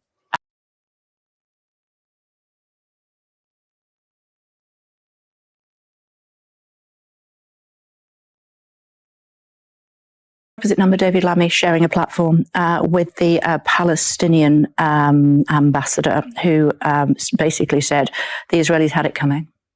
Well, those comments, the idea that he never said that, by the way. Yeah. Is this the state of British media, I guess? It's Sky News, aka Newsmax of Britain, they're crazy. Yeah, I guess yeah. Murdoch owns Sky News. Like I said, the JQQ. Why are all these crazy far-right ideologies popping up all over the world? Perhaps there's a secret cabal of people, international, leaders, who are secretly making people think there's another different cabal of people. I unironically believe this. Whatsoever, we must return the moral high ground, and Israel must immediately cease targeting civilians. And by the way, Kirsty, allow me to say this. This is an Israeli military doctrine. They call it the Iron Dome. Whenever there is such an incident, they go after the civilians to pressure the fighters. So you've heard... Oh my God, is this lady associated with labor? Wait, this is a fucking labor lady? No? She's just in front of a big poster that says future labor? No, it's a conference, not an official. But is she like pro-labor? No, she's not. Okay, okay. So she's just a journalist at the Labour Party conference for the BBC. Okay, okay, okay. Just making sure. She is sitting in front of a giant poster saying future Labour. So I'm just making sure. One of the Israeli well, we know there's been a lot of strikes just 2 minutes ago. He wanted to starve the people in Gaza. He wanted to cut electricity and water. These are war crimes, collective punishment. So there is a possibility that both the UK... There is a possibility that you actually condone Hamas's behavior. I ask you again, sir, do you think it's bad when Hamas killed the baby in the crib? I need to know from you if you think that's bad. Because I think you might think it's good. And the European Commission will cut aid to Palestinians. What's your reaction to that? That would be very, very counterproductive, and it doesn't serve anything. They will do exactly what is Israel doing. They will do exactly the collective punishment and punishing the people who has nothing to do with this. My cousin is not Hamas. In fact, her husband works for the Palestinian Authority, the opponents of Hamas. These kids, 4 years and 2 years, have nothing to do with Hamas. Everybody, including these silly ideas in the world, are punishing the people that have nothing to do with this. And we know that children that are young are also have died in Israel. So oh, sorry, wait, hold on. You're pointing out that blockading 2.5 million people in the Gaza Strip might kill a bunch of innocents. Well, did you know that innocents have died in Israel? By the way, do you condemn that? Do you condemn the innocents who have died in Israel? Because I hear what you're saying about us blockading 2.5 million people and starving you all out, engaging in something that is objectively a war crime. But did you know that innocents have died in Israel? So, in your view, is this a contained but appalling conflict between Hamas and Israel? Or do you think Hamas want to widen the conflagration? No, it's Israel now that wants to widen the scope. It's Israel. But Hamas might want this whole area to be destabilized. Well, Hamas is a militant group. We are the government. Israel has a government. Vosh, I don't understand your point here. Why can't he just denounce and spend the interview advocating for Palestine?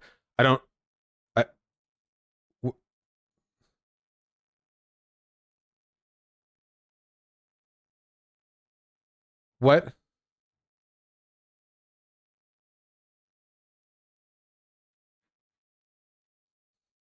There is the international community. The first and the foremost important priority now is just to stop this madness, the atrocities immediately, and to learn the lessons. So this is the where does this lead? Where does this lead us with the multiple innocents in Israel who have been killed? Which, by the way, I need to ask, you don't condone that, do you? I'm getting the feeling you kind of do.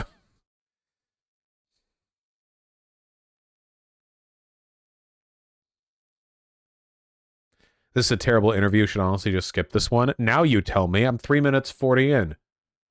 Horrible. Wretched.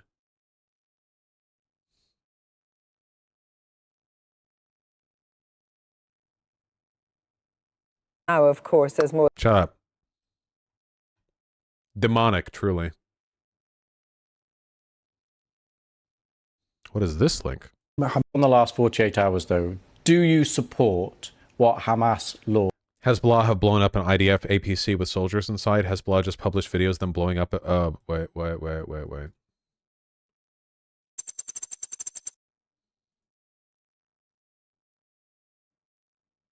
Footage of Hezbollah's ATG. They took the time to edit this against an IDF M113 IFE near the border using the Dar Allah double I. Okay, sorry, I'm calling them out right now. Okay, jihadists, you need to stop being so fucking corny. Seriously, Allah this, Allah that. Okay, holy shit. Can you imagine if it was like the Crusades today, and it's like all the Crusaders screaming, "Yes, God! Yes, God! Yes, God! This is my God sword. This is the God tank." Like, holy shit! Just come on. You've got a whole fucking language. They did that. I do not hear Deus Vult adjacent shit anywhere near as much as I hear Allah shit from fucking jihadists, but whatever. Using the Thar Allah 9M133 series Cornet launcher designed to defeat the Trophy APS by firing 2 missiles in quick succession. Okay, whatever. Yep, that looks like an explosion. If they blow up an APC,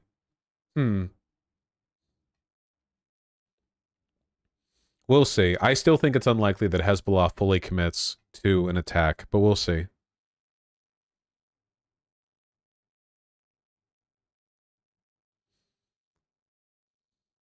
They did that back in the Crusades, though, Sword of Jesus and all that. God, maybe they did. I don't fucking know.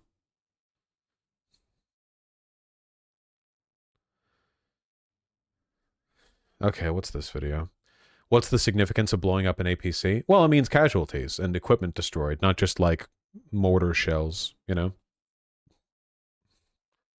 Sword of Jesus sounds kind of fruity. Sword of Jesus sounds kind of fucking arrogant, IMO. Because it kind of sounds like you're saying it's his sword. Also, I don't think Jesus would want a sword.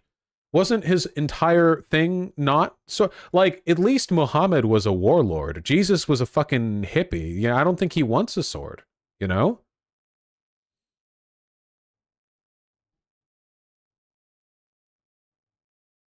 He had his disciples buy swords. Yeah, but he himself would not want a sword. Yeah, Jesus don't want that smoke.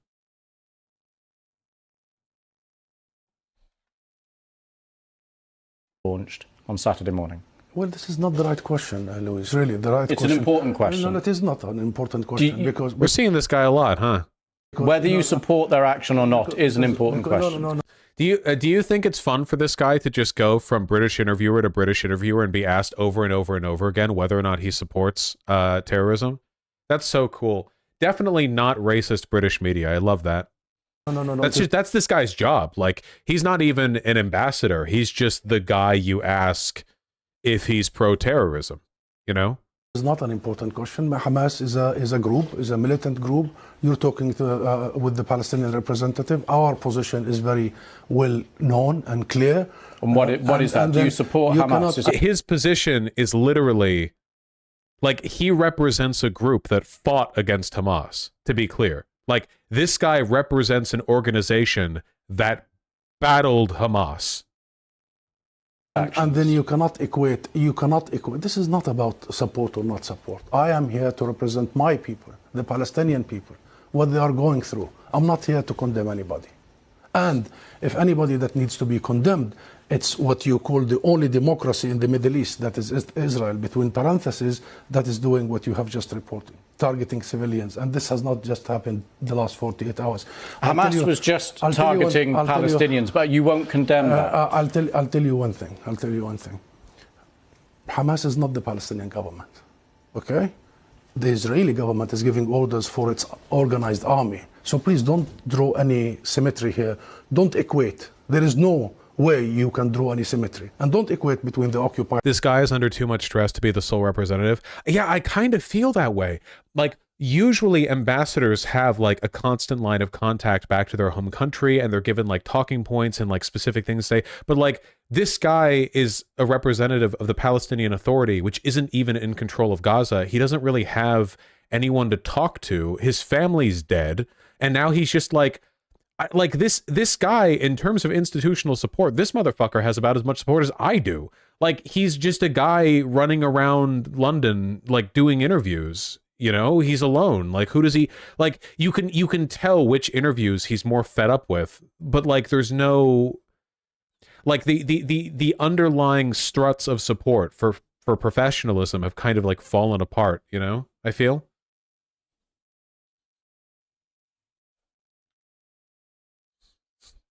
Than the occupier. This doesn't serve justice to understand for your audience and viewers the real situation.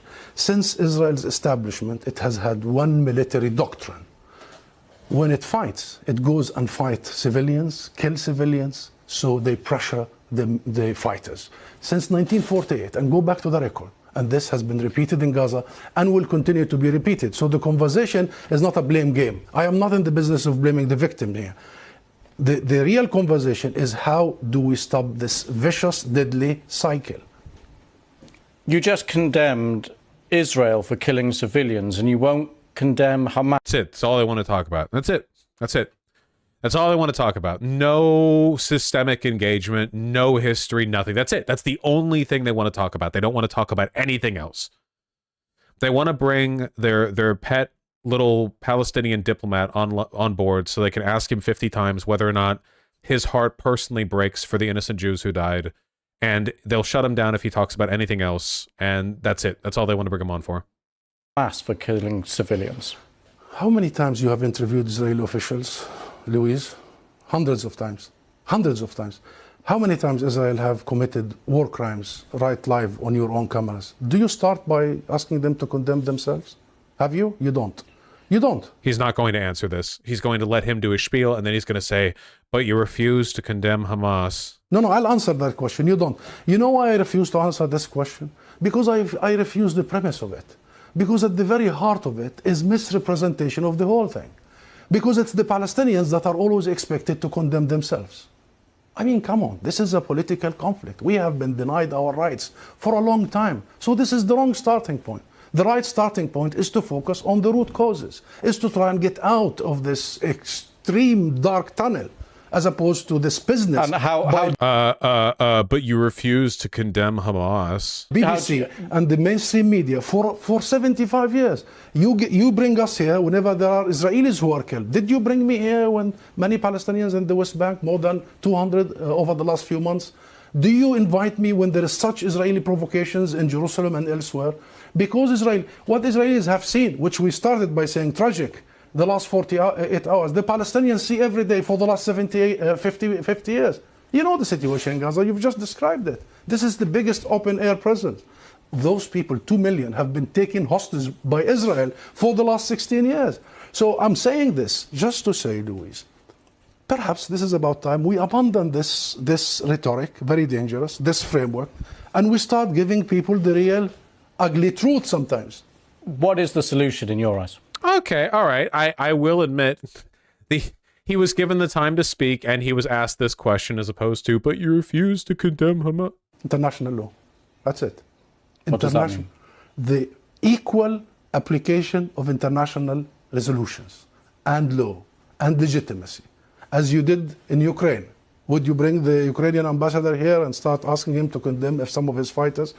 We need to fully and equally apply the rules that were created by the League of Nations. You can see why Israel wants the psychopaths in charge of Palestine, not the secular side. Oh, yeah, no, this is a great example of that, yeah. Because this guy represents the secular humanist side of Palestinian advocacy, and he can actually, like, you know, make a good case for his people. Whereas, like, if you can imagine they have, like, a Hamas representative on here, and he would be like, Allahu Akbar, actually, I think the terrorist killings are good, death to Israel. Like, and then it's like, ah, great, wow. What a phenomenal job you have done, the sort of mobilizing international support for our cause, you know? This is exactly why people like Netanyahu want Palestinians to be, you know, represented by jihadists.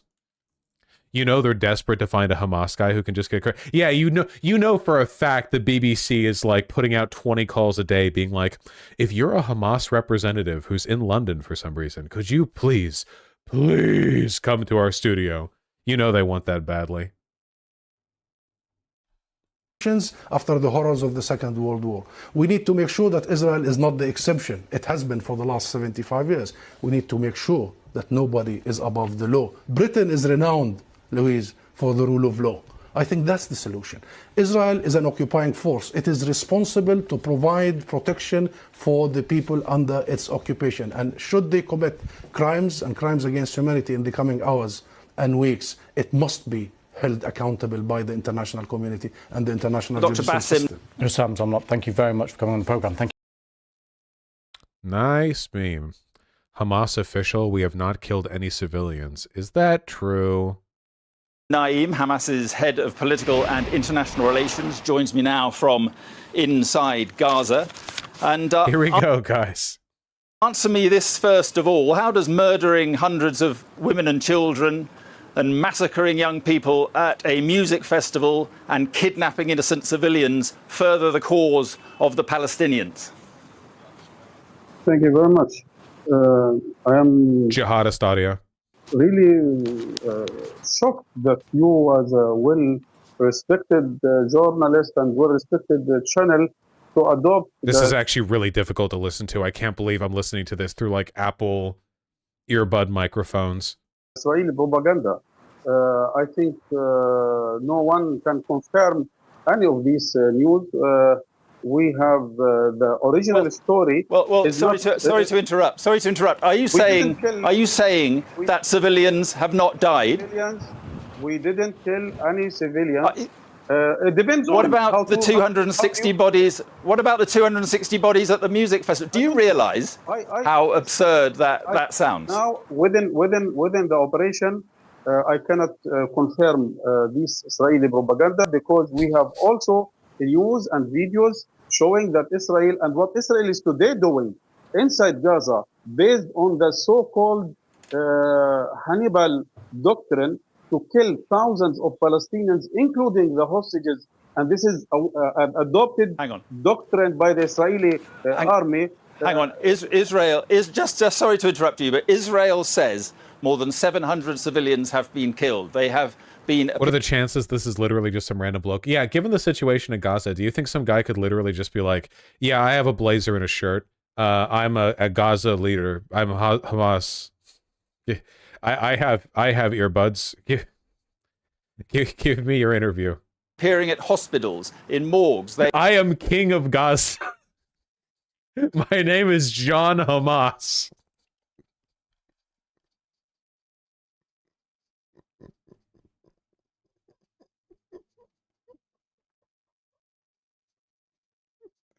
The Israeli military have released pictures of some of the 260 bodies at a music festival. Are you really expecting us to believe that you have not killed civilians? No, we don't have killed any civilians. But I have to say, I have to tell you as a well-respected journalist, we have also to redefine what does it mean a civilian. I cannot consider a settler in the occupied West Oh, Bank Hassan viewer. who is stolen my hand, carrying guns, burning the city of Hawara is a civilian. We cannot continue anyone who is sitting. This is why they cut electricity to the Gaza Strip. It's so people could no longer be radicalized by Hassan streams. They're hoping to sort of like pull the rug out from under them, you know, de-radicalize them. Around the borders, working on cyber and artificial intelligence to control and besiege 2.3 million on the biggest open prison as a civilian. I think. Well, listen, we hold Israel to account. Just sorry to bother you. Sorry to interrupt. Yes, I'm sorry to interrupt, but we hold Israeli officials to account when civilians die. It is Hamas we're talking about now, and you have launched an operation that was deliberately designed to murder civilians. No, sorry. We have responded to a 75 years of occupation. We have responded to a 17 years of a suffocating siege, killing. I think it would be funnier if this guy was acting like more of a jihadist, personally. Silently, 2.3 million Palestinians. We have responded to the total control and humiliation and insulting Muslims around the world by the incursions of settlers to the mosque. We have responded to 5. Azan's viewers are going to plummet when the IDF wipes out Hamas. The electricity blockade around the Gaza Strip, and instantly his viewers like plummet down to like 8K or something.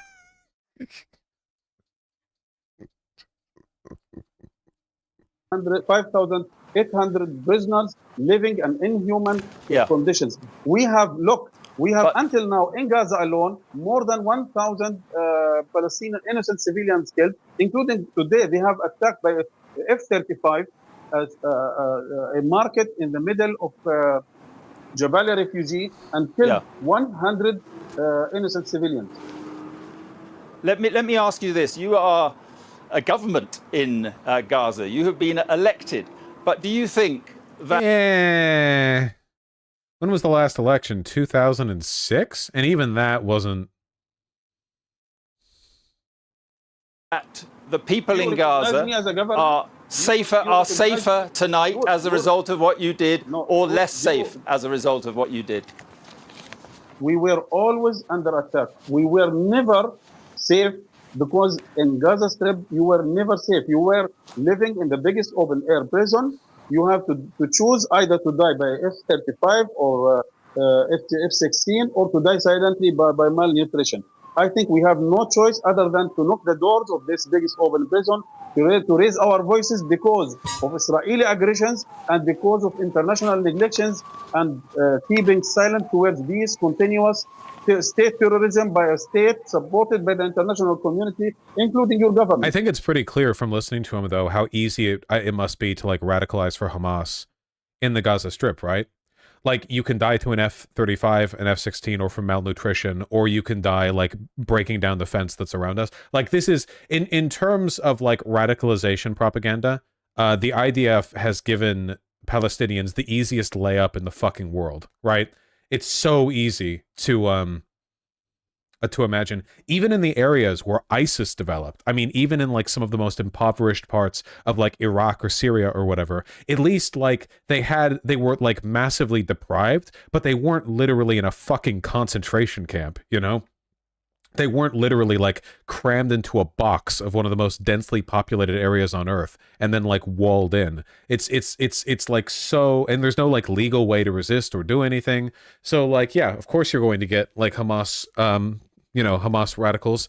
Netanyahu knows this. That's why he and his cronies have deliberately propped up like jihadist radicals over secular humanist Palestinians. All available tools, including armed resistance. People who have... Fuck this, dude. Holy shit, how has it been 4 hours already? That like flew by. Fuck. Hold on.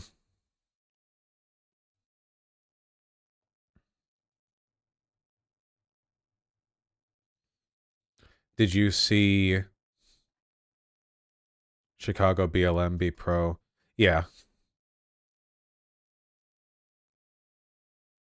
Spectacular. From BLM Chicago. Just tripping over our dicks. Tripping over our dicks. 11,000 comments to 2,000 likes. That's a rough one. Elon replied, yeah. Okay, to be clear, I have a lot of sympathy for Palestinian radicals who are born with no hope and act accordingly. I have no sympathy for Western leftists who do shit like this, okay? Fucking come on, dude. Seriously? Our ideology is literally about humanitarianism and uplifting people and equality and resources. And at every possible opportunity, you demonstrate to everyone listening that you have nothing worth saying, nothing worth listening to. Oh,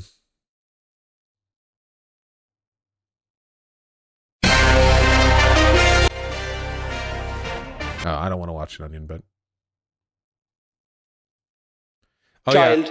Ireland was one of the countries that voted against the blockade, or voted against ending aid to Israel.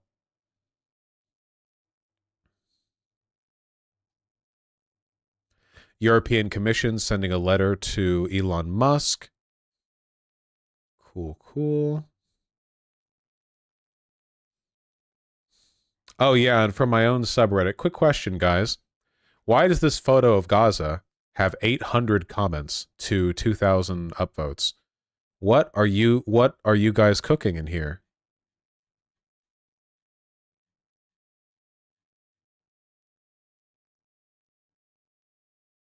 I don't even want to go over it, man. When is that purge happening? Yeah. Wait, no, Ireland stopped them from canceling aid to Palestine, not Israel. Isn't that what I said? Yeah, to Palestine. Ireland did the base thing with Palestine. Yeah. All right. I misspoke. Oh, yeah, I'm tired. Whatever. Yeah, hold on. Play the clip. I have to read donos and go. I have shit I need to do. Not the least of which is get some fucking Adderall. Hold on.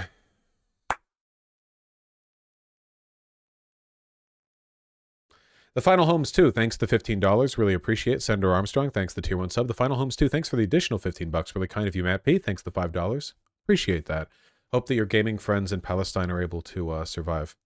Conciliator, thanks to the Tier 2 sub. Really appreciate that. Matt P. and Adaman, thank you for the $5. I'll give it a look, Adaman. Circular Eclipse, thanks to the Tier 1 sub. Still Alive. And Will Tingley, thank you for the $5 both. Really appreciate that. Yeah, I'm not surprised. Still alive. Maliki, thank you for the tier 1 sub. Will Tingley, thank you for the 5 both. Facts are not objective. I always prefer to just believe whatever Vosh says. Based. 8522 Eric, thank you for the tier 1 sub. Really appreciate that. Godspeed. Levant Gonski with the 1000 HUFs. I don't know what those are. Matthew 10:34:36. Do not think that I have come to bring peace to the earth. I have not come to bring peace, but a sword. Oh, shit. Okay, well, if you have the sword of Jesus, then it's that specific sword that he brought. Elenita Express and Semi-Locon, thanks the tier 1 subs. Likewise, a Rue Replicate, so noted. Mr. Slyn, thanks the tier 2 sub. Really appreciate that. Accosting Vagrant, thank you for the tier 4 sub. Very, very, very kind of you. Really appreciate that. Ducky Lamar, thank you likewise for the tier 4 sub. I really appreciate that. Yeah, I haven't played Cyberpunk 2077. I will one day, though. I'm sure there's something of value there. Thank you. So noted, Ducky Lamar. Maybe you should stop if you've been playing it for 300 hours and aren't enjoying it. Moink, thank you for the $10. Really appreciate that. Sovball, thank you for the 5. Loverworm, thank you for the 5. Stray Gods, the role-playing musical. I'll keep it in mind. Appalachian Anarchist, thank you for the $10. Really appreciate that. No, not right now, friend. But I'm glad Critical made fun of you and had a good time doing it. Esmilian Hopeless EK, thank you for the 5 both. Really appreciate that. Social Lust, thank you for the 5. Willem Gingembauer, thank you for the $3. Really appreciate that. Yes, the left is full of dipshits, I'm afraid. Sake Tanuki, thank you for the 5 tier 1 subs. The real Chad move would be to reestablish the new state of Israel in West Texas and move everyone there. I would be fine with that. Fantasy Jorts, thank you for the $5. I think that right libertarianism appeals mostly to contrarianism and a misguided desire for like individual autonomy, or a misguided direction of that desire, because the desire itself isn't bad. Darned Tundra with the $3. Hey Vosh, love the streams, need some advice. I'm Arrow Ace and one of my friends I think has a crush on me. Best way to let him down easy, smiley face. I think that you should just say, hey, I don't know if you've had any interest in me lately, but I kind of picked up on some of those signs, just to let you know I'm Arrow Ace. That might work. I don't know. Couldn't be me. Carl Marky Marks, thank you for the tier 4 sub. Really appreciate that. Thank you. Happy to talk with you about gun politics at VidCon. Forgot to mention, talk more about sports to reach men. You're missing out on covering the Michelle Other story. I don't know anything about sports at all. I know nothing about sports, and I don't care about them. I like dick too much to care about sports. I'm sorry. I couldn't be me. Sake, thanks the 5 tier 1 subs. Yeah, sometimes just write into your elected representatives to ask them how they're doing. Yeah. Star Trek Schizo, thanks the $10. Vosh, can't we lobby Biden to use U.S. aid to leverage against Israel to stop the genocide of civilians, or are we just aimlessly canvassing for him? We're not aimlessly canvassing for him. It's so he beats Trump. And no, you cannot lobby Biden to use U.S. aid to leverage Israel against genocide of civilians. That's just not, like, go forth and try if you want. I'm not in the business of sort of like, if you want to believe there's always something you can do, then you can do that if you want. But if you actually believe that, you would be doing that for 1,000 other things that are happening.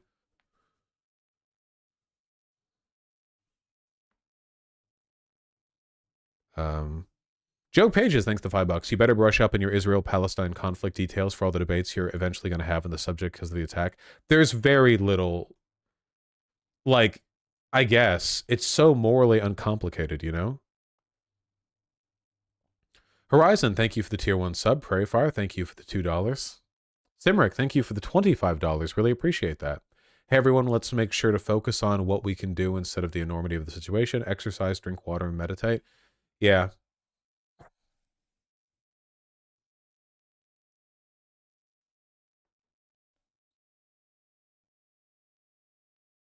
I trimmed my beard the other day and it's still a bit scratchy.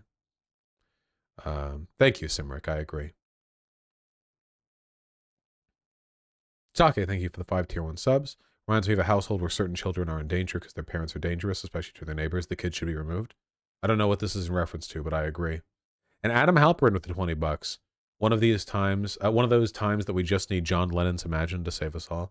Yeah, we just need a group of Israeli celebrities and politicians to sing Imagine. Not Gal Gadot version, yeah. God.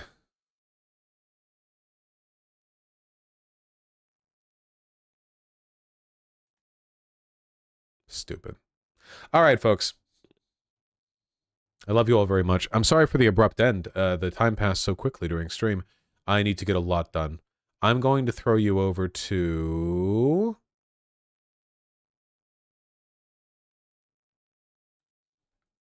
Who's streaming at the moment?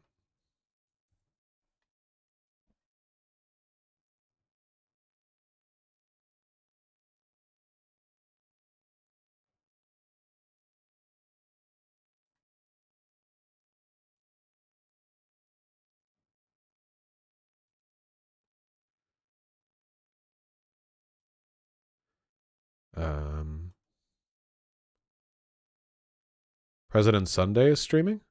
On YouTube? Lonerbox? Luxander? How is Luxander streaming if I don't see it? Do I not follow Luxander? Is Luxander streaming on YouTube? Lonerbox?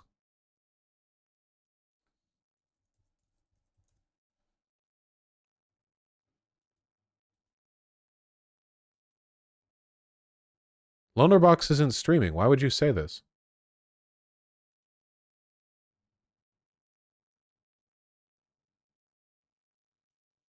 Lonerbox is streaming on YouTube? Lonerbox live on YouTube. Why does Lonerbox stream on YouTube?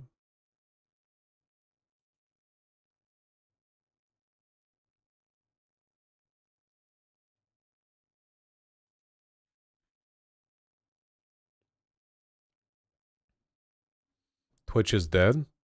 Eh. All right, we're going with that. Were they not rushed?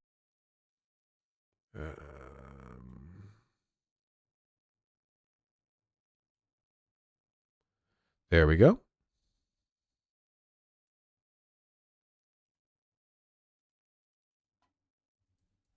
It's so much easier for me when it's all set up via Twitch. All right, see you guys tomorrow.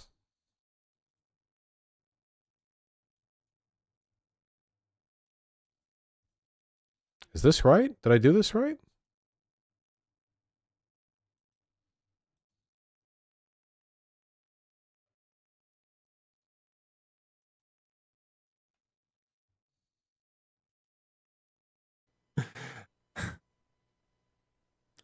Now that's Trump. That would be Trump derangement syndrome, right? But it just fits, guys. It's everywhere. Oh wait, I'm